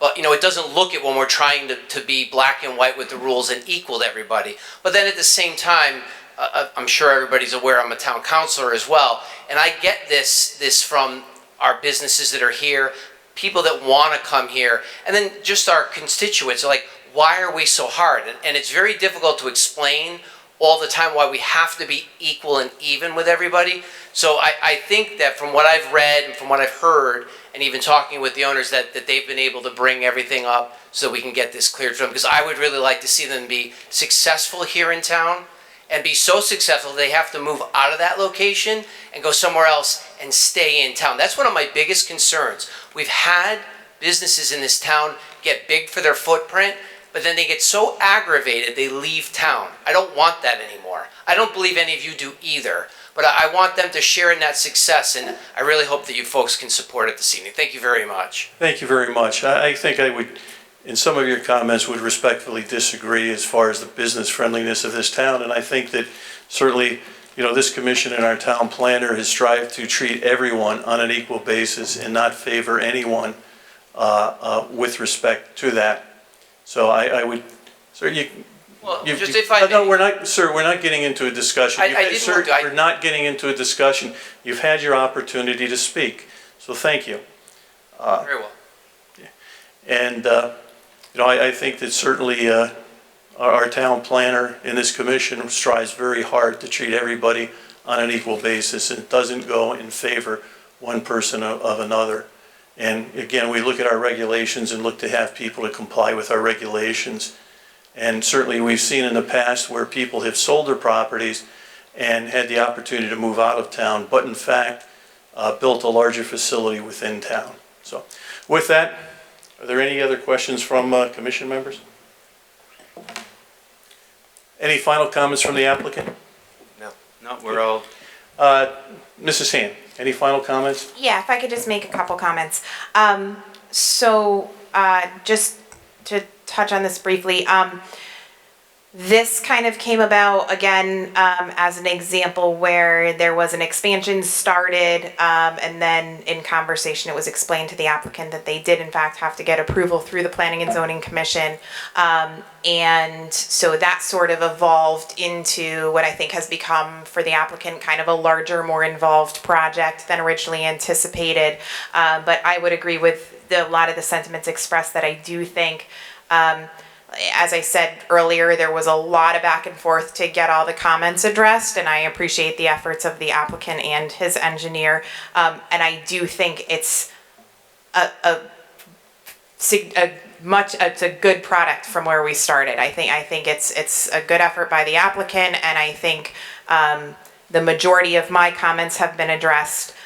So I think we're in pretty good shape. It's tough. We're trying to fit a lot in this site and really maximize every square foot and kind of squeeze every parking space that can be squeezed onto the site. So it's a tough situation. There are nonconformities on the site, but I think this is another example where we've sort of come to what I think is a good final product. There are some remaining conditions of approval that I had in my notes to you that, again, I just want to acknowledge into the record, which the applicant is aware of. We've talked about them earlier. First thing, so we talked about the driveway, we talked about the trees. First thing is, so the current site has the other business on the property, which I think is sort of a masonry stone business, has a lot of material stored in the back of the property. Slabs and things of that nature. One of the suggested conditions of approval, there are the Connex boxes that are noted on the plans, is that the site, in order to provide the necessary parking, the site does need to be entirely cleared of those materials prior to the project moving forward. So that's one recommended condition. Second is, there was a discrepancy I found between the floor plans and what we have as the exact square footage of the building. So they're above their current, they're above their proposed parking requirement, so I don't anticipate it being a problem, but I just want to make sure that all of the plans are consistent, so that the suggested condition is that the site plans be updated to reflect the entire square footage of the building, and that the floor plans and the site plans be consistent and compliant. And again, that would be a condition of that be reflected on final plans as a condition of approval. We have the landscape buffer, so as a condition, I'm recommending just, again, sort of final, when they've developed what exactly kind of landscaping is going into that buffer, that be reflected on final plans. Typically, that would be bushes, things of that nature.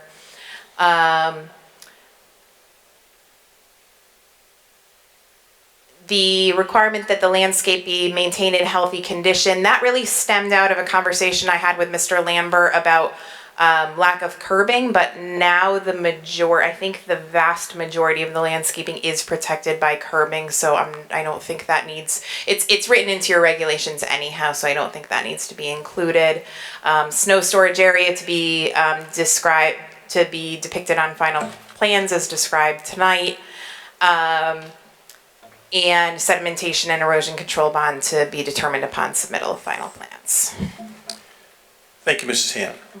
Oh, and then also, I'm sorry, you have the health department comments dated 6/26/19, compliance with the stormwater management plan dated revised to August 5th, 2019. And then the other comments that you received were water and sewer dated July 3rd, 2019. Comments from the town planner dated 8/16/19, and the response dated 9/4/19. And then we discussed the driveway, so that would be everything. Have it all, Mr. Benoit? You have all that? We're gonna do what we can. Again, the applicant would like to make any final comments? Just one thing that I failed to mention to Mrs. Hand earlier about the storage things, the granite and whatnot that we have in the back there that my landlord has. We will most likely be using some of those items for the patio. So some things will stay because we will be using them. But the majority, almost everything is gonna go other than that. Than the materials that we plan to use for like the patio and whatnot. Okay, so I mean, I as we talked about, I will do an inspection once you've cleared the site. So I mean, as long as it's a reasonable amount of stuff that's getting used for the patio, that's fine. Okay. Thank you, sir. I guess at this point in time, if there's no, yes, Mr. Cohen. Yeah, just one comment, Mr. Chairman, just, because the applicant mentioned about pushing your fence to the edge of the boundary, and I think we okayed that, but I don't know if that's a condition of approval or just making that change on the site map. That was is that the southern, on the southern side? Eastern side. The southern Eastern side, we side. have that 5-foot buffer. Right, so the one where you didn't provide the buffer? Yep. Yeah, so what we had talked about there was, as I mentioned on the last application, there's a 5-foot landscape buffer required around, and because there are improvements, there aren't really grandfathering claims here. The one kind of exception I was recommending there was they can't physically provide the buffer and have driveway aisles that are wide enough. So we kind of have to choose between one or the other. So because of the existing building location. So my recommendation was that the parking remain as is on that side. They provided it everywhere that they physically could. Yeah, that sounds about right. Okay. Yeah. Just want to make sure we were okay with that. Yeah, so, and that would be ultimately up to the commission to say that you were agreeable to that or not. Right. Good. Thank you, Mr. Cohen. That being said, if there's no other comments from the commission, I entertain a motion on the application. Mr. Chairman, I make a motion that we approve application 220-19 site plan for M. Galarraga, New England Cider to allow expansion of the existing manufacturing space, cidery, and associated bar, tavern, tasting room, and associated site and parking improvements as shown on plans entitled Proposed Parking Lot Expansion, 110 North Plains Industrial Road, Wallingford, Connecticut, dated June 6, 2019, updated to September 4th, 2019, subject to adherence to memo from Eric Kruger dated July 3rd, 2019, eliminating parking spaces and curb cut as discussed tonight. Agreement to memo from Casey Hand, Town Planner dated August 19, 2019. Agreement to Health Department memo dated June 10, 2009. Adherence to state water management, the storm water management report dated June 5th, 2019. Adherence to fire marshal memo dated June 10th, 2019. All items stored in the parking lot or elsewhere on the property, including in front of the building, must be entirely removed prior to the approval becoming valid or commencement of any work on site. Removal to be verified by the town planner. That the floor plans be updated to reflect dimensions and gross square footage of all use areas in the building, that the site plan be updated to reflect the entire square footage of the building, and that the floor plans and site plans be consistent and compliant. Required information be submitted and approved by the town planner as subsequently depicted on final plans prior to approval becoming valid of any work. Subject landscaping design information for the landscape buffer along the front of the building, patio area to be submitted and approved by the town planner. Snow storage area to be depicted tonight on final plans, and sediment and erosion control bond to be determined by the town planner. Thank you, Mr. Benoit. We have a motion on the application. Do we have a second? Second. Second by Mr. Cohen. Voting beginning with Mr. Cohen, please. Yes. Yes. Yes. Yes. And yes, application's been approved. Have a good evening, gentlemen. Thank you. Brings us to our next item. It's new business item number 10. It's a site plan modification to ADA parking C, Canor 984 North Colony Road, bowling alley. Again, Mr. Fitzsimmons, if you would please note all correspondence for the record.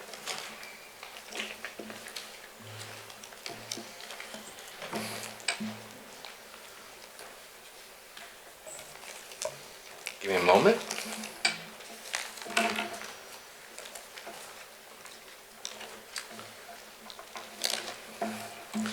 A letter was sent from the Office of Planning and Zoning to the applicant on August 19th, 2018. A memorandum was received from the Deputy Fire Marshal's Office August 19th, 2018. And a letter was received from Bar Architecture, Bar Commercial Construction,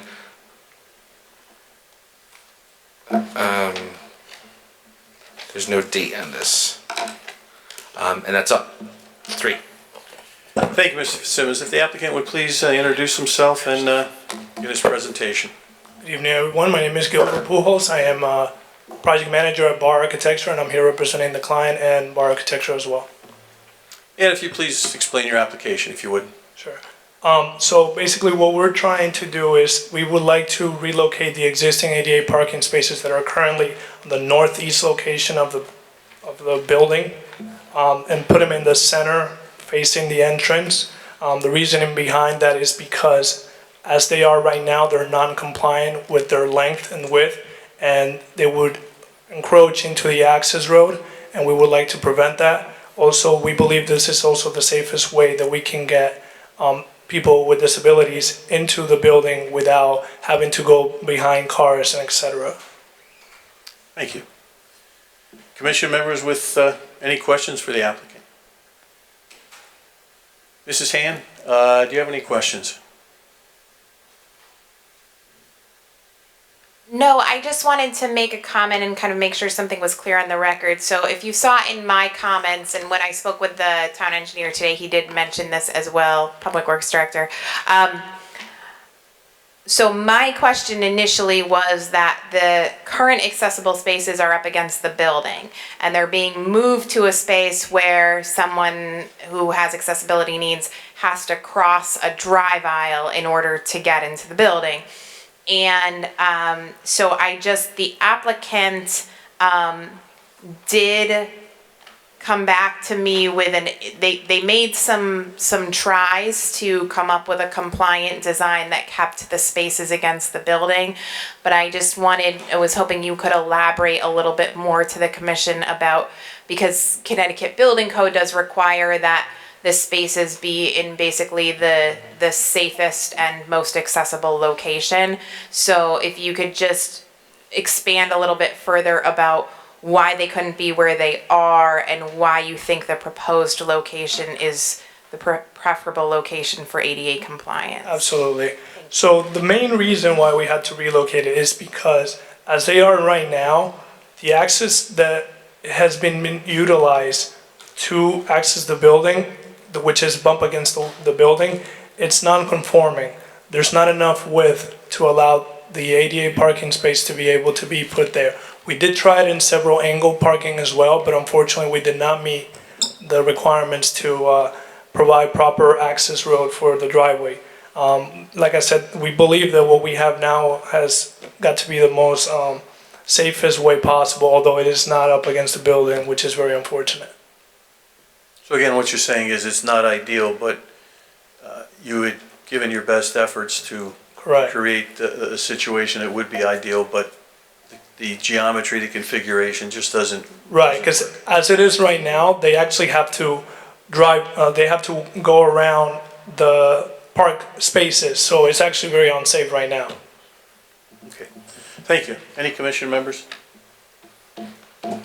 Mrs. Han, any final comments that you may have? Nope, just one condition of approval. I'll keep this one simple. Mr. Benoit would certainly appreciate that. Yes, I know. So just this one, that we need either sign off from DOT, either approval from DOT or sign off indicating that they won't require approval because this is on a state road. Thank you. With that, I would entertain I assume the gentleman in the back is not interested in speaking on this application. That being said, I'd entertain a motion on the application.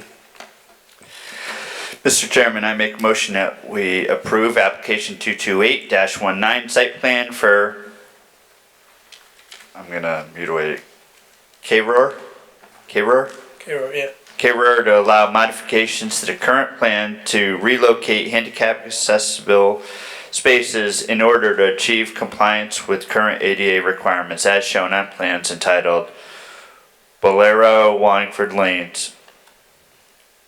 Wallingford Lanes, 984 North Colony Road, Wallingford, Connecticut 06492, dated and revised to August 29, 2019, subject to approval from DOT that they will not need approvals. We have a motion on the application. Do we have a second? Second by Mr. Cohan. Voting beginning with Mr. Cohan, please. Yes. Yes. Yes. Yes. And yes, application's been approved. Have a good evening, sir. Thank you, guys. With that, Mrs. Han, I'd like to turn the meeting over to you for the rest of the agenda, please. Okay, thank you. Item number 11 is a letter in your packets from Kristen D'Amelio. This is regarding primarily some land that she is the trustee for off of Route 68 to the rear of where the Hilton Garden Inn area is. But it's sort of a larger conversation. So last month I was supposed to send you, which I have not done yet, which will be happening this week, a doodle poll to set up a workshop. And the intention at the time was to discuss TOD zoning. This question that's raised here, so that was sort of as part of, in my mind, our next step towards we have the town center regulations in place and sort of furthering some of the objectives in that area and some of the discussions that we've had with the regarding the train station and so on and so forth. This conversation has come up quite a bit lately, so I recommended to Ms. D'Amelio that she approach the commission about this. We have seen a lot of, as you are aware of some of it, a lot of potential activity and interest in the IX and I-5 zones lately. There have been a lot of conversations, and that is the other, I think, remaining top priority item in our plan of conservation and development, besides the TOD zoning, was to revisit the zoning in our IX and I-5 zones. And the two primary recommendations in there were to revisit open space requirements and some of the other bulk and design requirements, and then also to revisit the permitted uses in the zone. So my conversation after my sort of thought after meeting with Ms. D'Amelio and some of the other internal conversations we've been having lately was to approach the commission with the idea that perhaps that should be the next item that we take up rather than the TOD zoning, because I do think we're seeing a lot of potential for movement in that area. I think it's something that potentially doesn't necessarily, now I think the one complicator here, which is not a small one and is important to talk about, but is perhaps not as, is I think more straightforward in terms of how we address it, is that these properties are in the watershed. So one of the things that had been discussed at length in exploring changes to these zones was that we also needed to make sure that our watershed regulations are really robust, and so that the properties that are in these zones that are also in the watershed overlay have the proper level of protections for our drinking water that we want to make sure are in place. So that would be the part of this that would maybe make the conversation a little bit longer, but is obviously important. But so that's sort of the TOD zone will require more construction of specific design standards and or at least building form standards and things along those lines. We do have in place right now our incentive housing zone and our town center zone. So I guess I wanted to bring it to the commission and find out what your preference was, if you would have an interest in kind of taking a left turn and pursuing this as our next project, or whether you would prefer to stay the course and discuss the TOD. Well, I guess how difficult would it be to kind of stay on the same road and just add a passenger in the car? You know, by looking at both, because, you know, we've talked about, I don't know how other commission members feel, but, you know, we've talked about the TOD and doing something with that. And I think that that's very important for our downtown area, our town center area, to start getting some traction on that. I also understand with the I-5, if we certainly have people that are interested in the I-5, I suspect that the Economic Development Commission would be in favor. While I don't know, you know, of having, you know, further discussions, would have some ideas on that.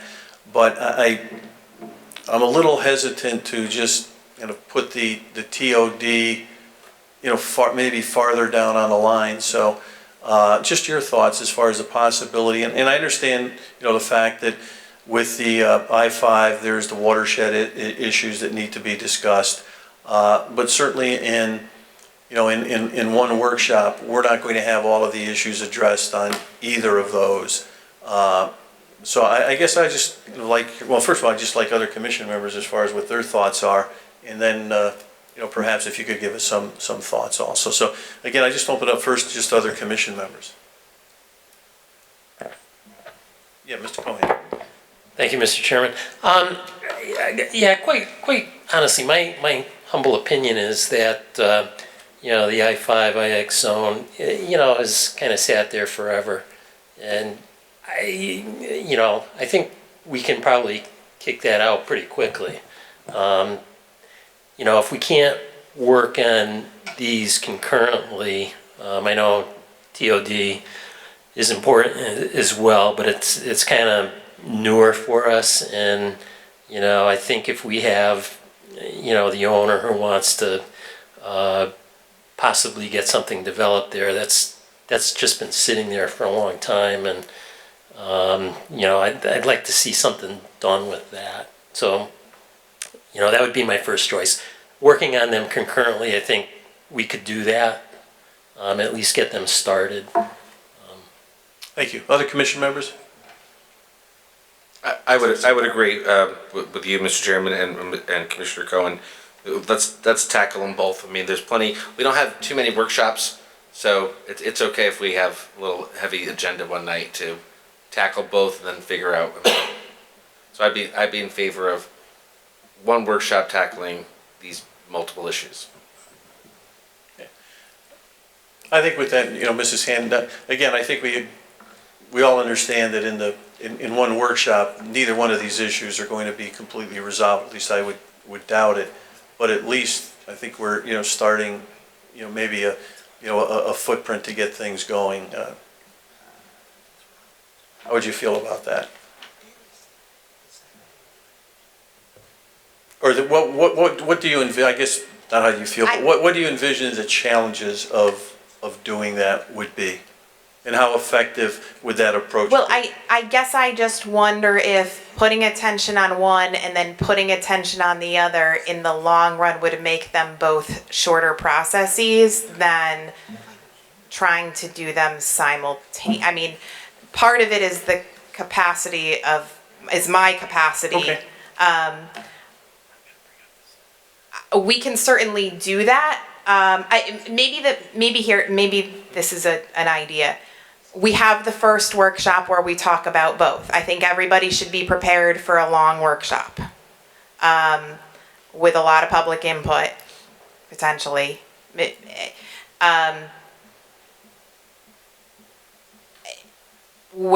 so maybe we have the first workshop where we can at least kind of scratch the surface on both of them. I think both of these are pretty involved topics.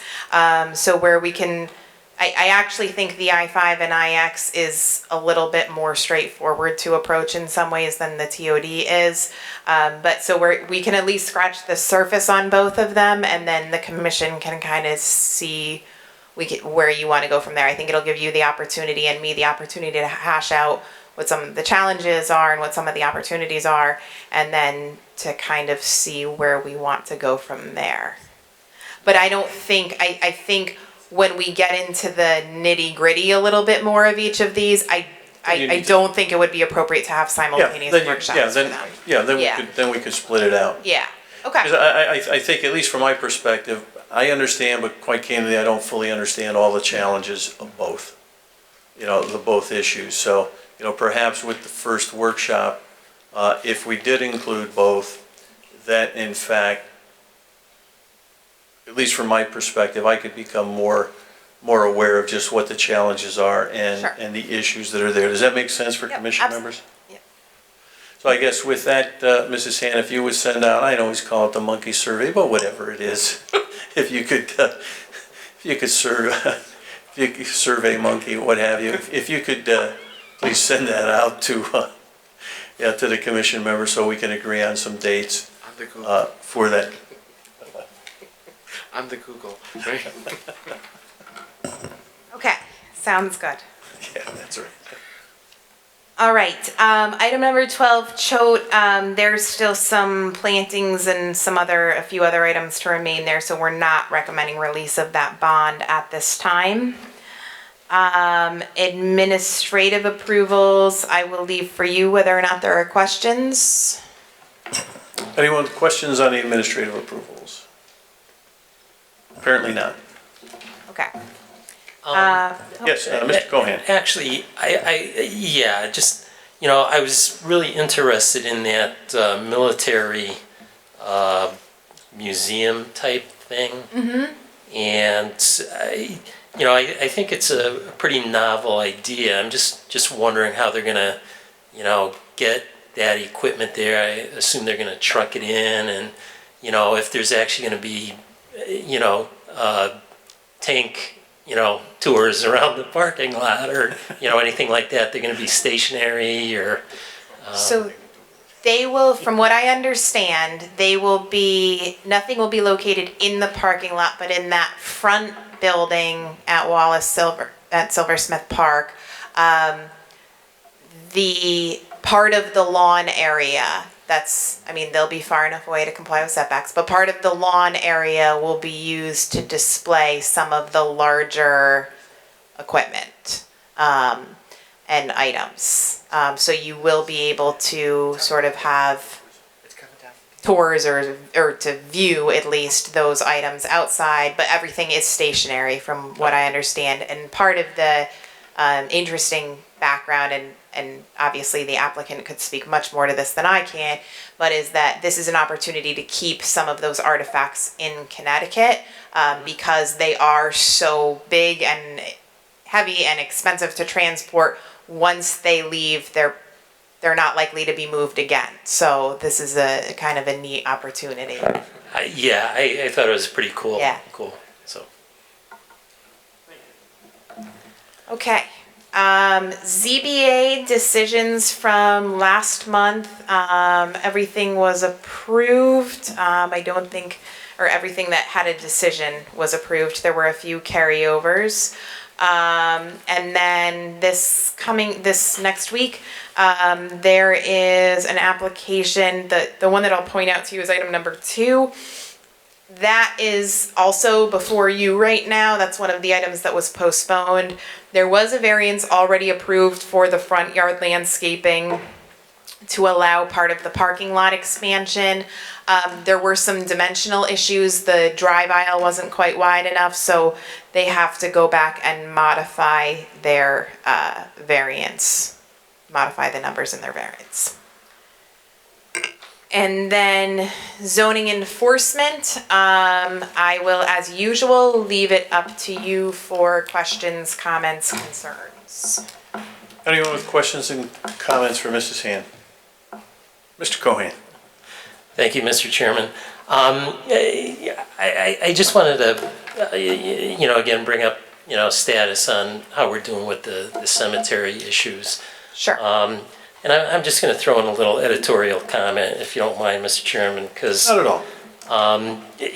since I've been on the commission, this is probably one of the most, to me personally, upsetting applications that we approved, and the town has been in violation for quite a while, and it's really been frustrating to get some remedy on this one. And, we're the Planning and Zoning Commission with, authority to correct this. And, again, based on, the nature of the application, cemetery, people potentially being buried there, and, what we allowed to happen, I just really find it a little frustrating that, fixing this is taking as long as it is, and how it was allowed to get into this situation. So that's the end of my editorial. Sure. No, I appreciate I hope you don't mind. No, not at all. No, Mrs. Hand and I had a conversation about this about a week or 2 weeks ago. If you could please just Sure. maybe let the commission know just what is Sure. going on to, Sure. address this issue. I appreciate, Mr. Cohen, I appreciate you, bringing this up. So the primary outstanding issue is the driveway. So the driveway that connects the property where the new building was built with the cemetery proper. And the driveway was built in such a way that it's kind of a cliff, and it's kind of too steep, and then it just kind of abruptly ends. It's not really appropriately graded or anything of that nature. The other related issues off the top of my head, there's an issue related to the drainage. So the representation was made to the commission during the application that all stormwater would remain on the site where the building was built, and actually, because of the nature of the driveway and everything, some of it flows down the driveway onto the cemetery property. There are a few other issues,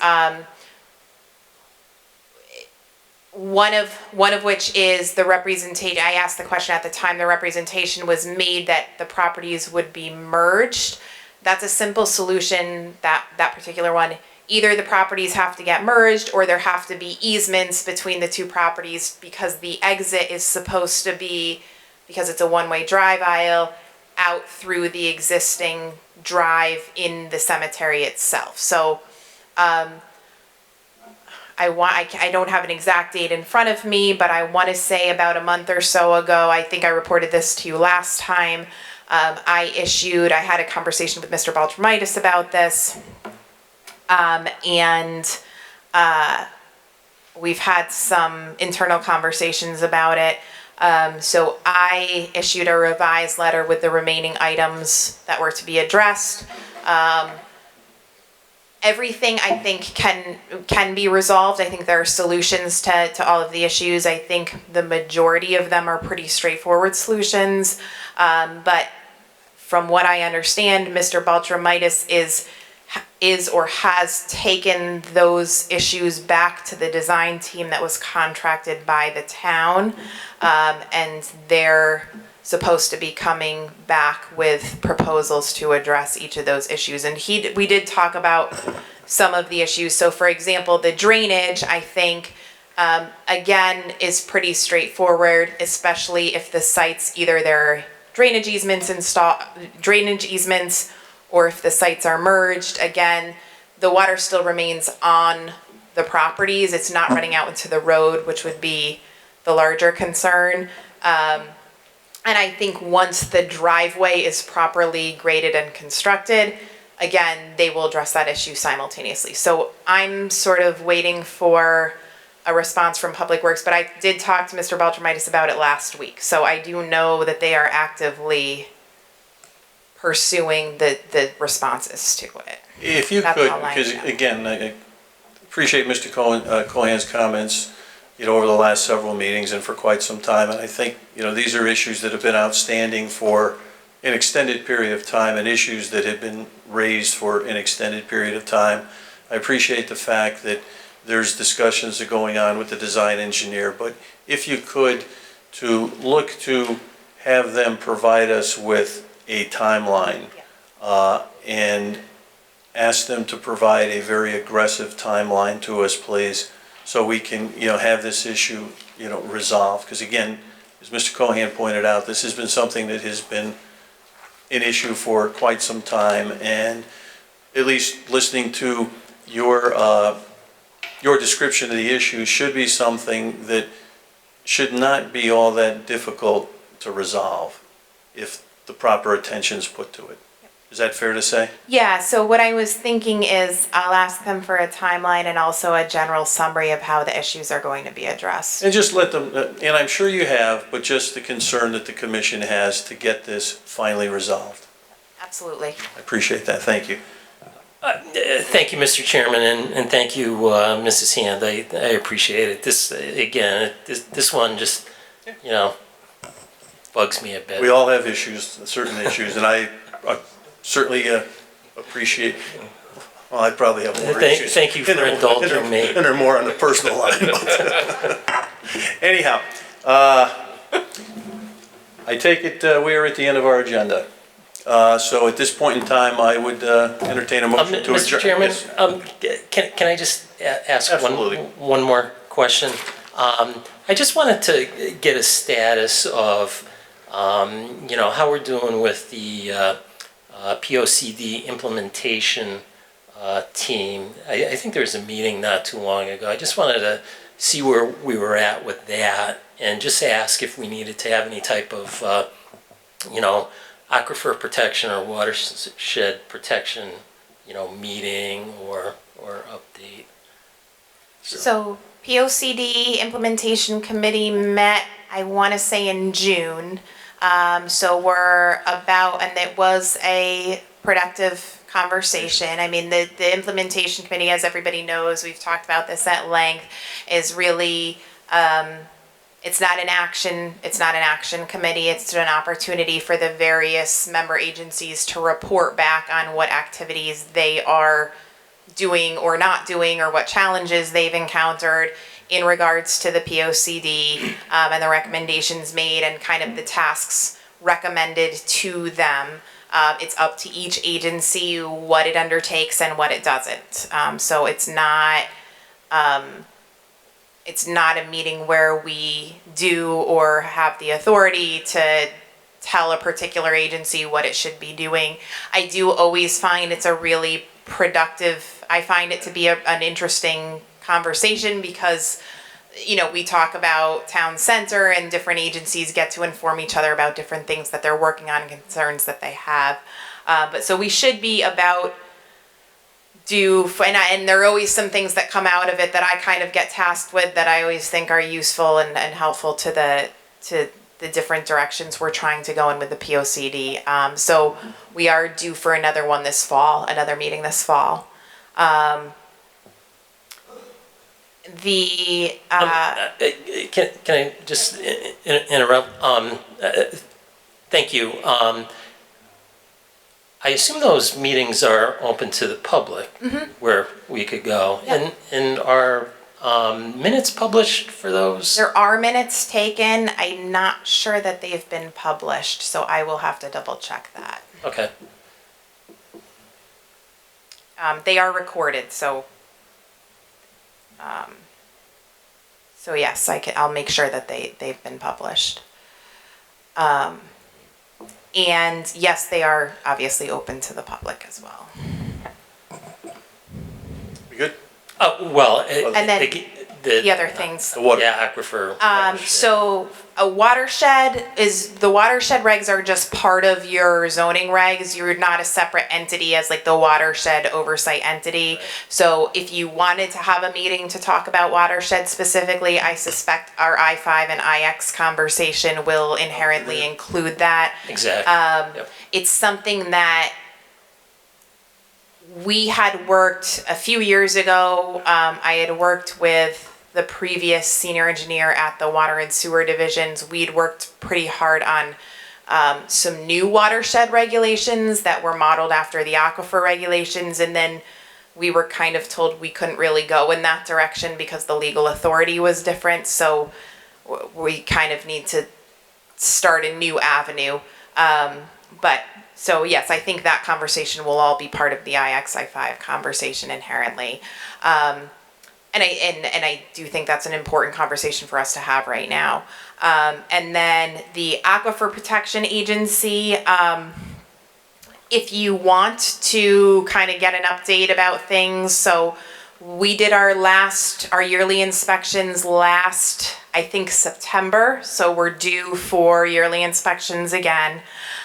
So if you want to have a meeting where we touch base about things, then that's certainly your prerogative. Usually what we would do in that case is tack it on as part of your planning and zoning meeting, and then you take that hat off and put on your aquifer hat. You have a pretty large agenda for October because a lot of these things got put off or postponed. So I would suggest if you want to do it that we do it in November. It's fine with me. Okay. We have 6 items though. Okay. Thank you. Thank you, Mr. Cohen. So with that, if there's no other comments, I'd entertain a motion to adjourn. So moved. We have a second? Second. Seconded by Mr. Cohen. All in favor? Aye. Opposed, abstentions, we're adjourned. Have a good evening.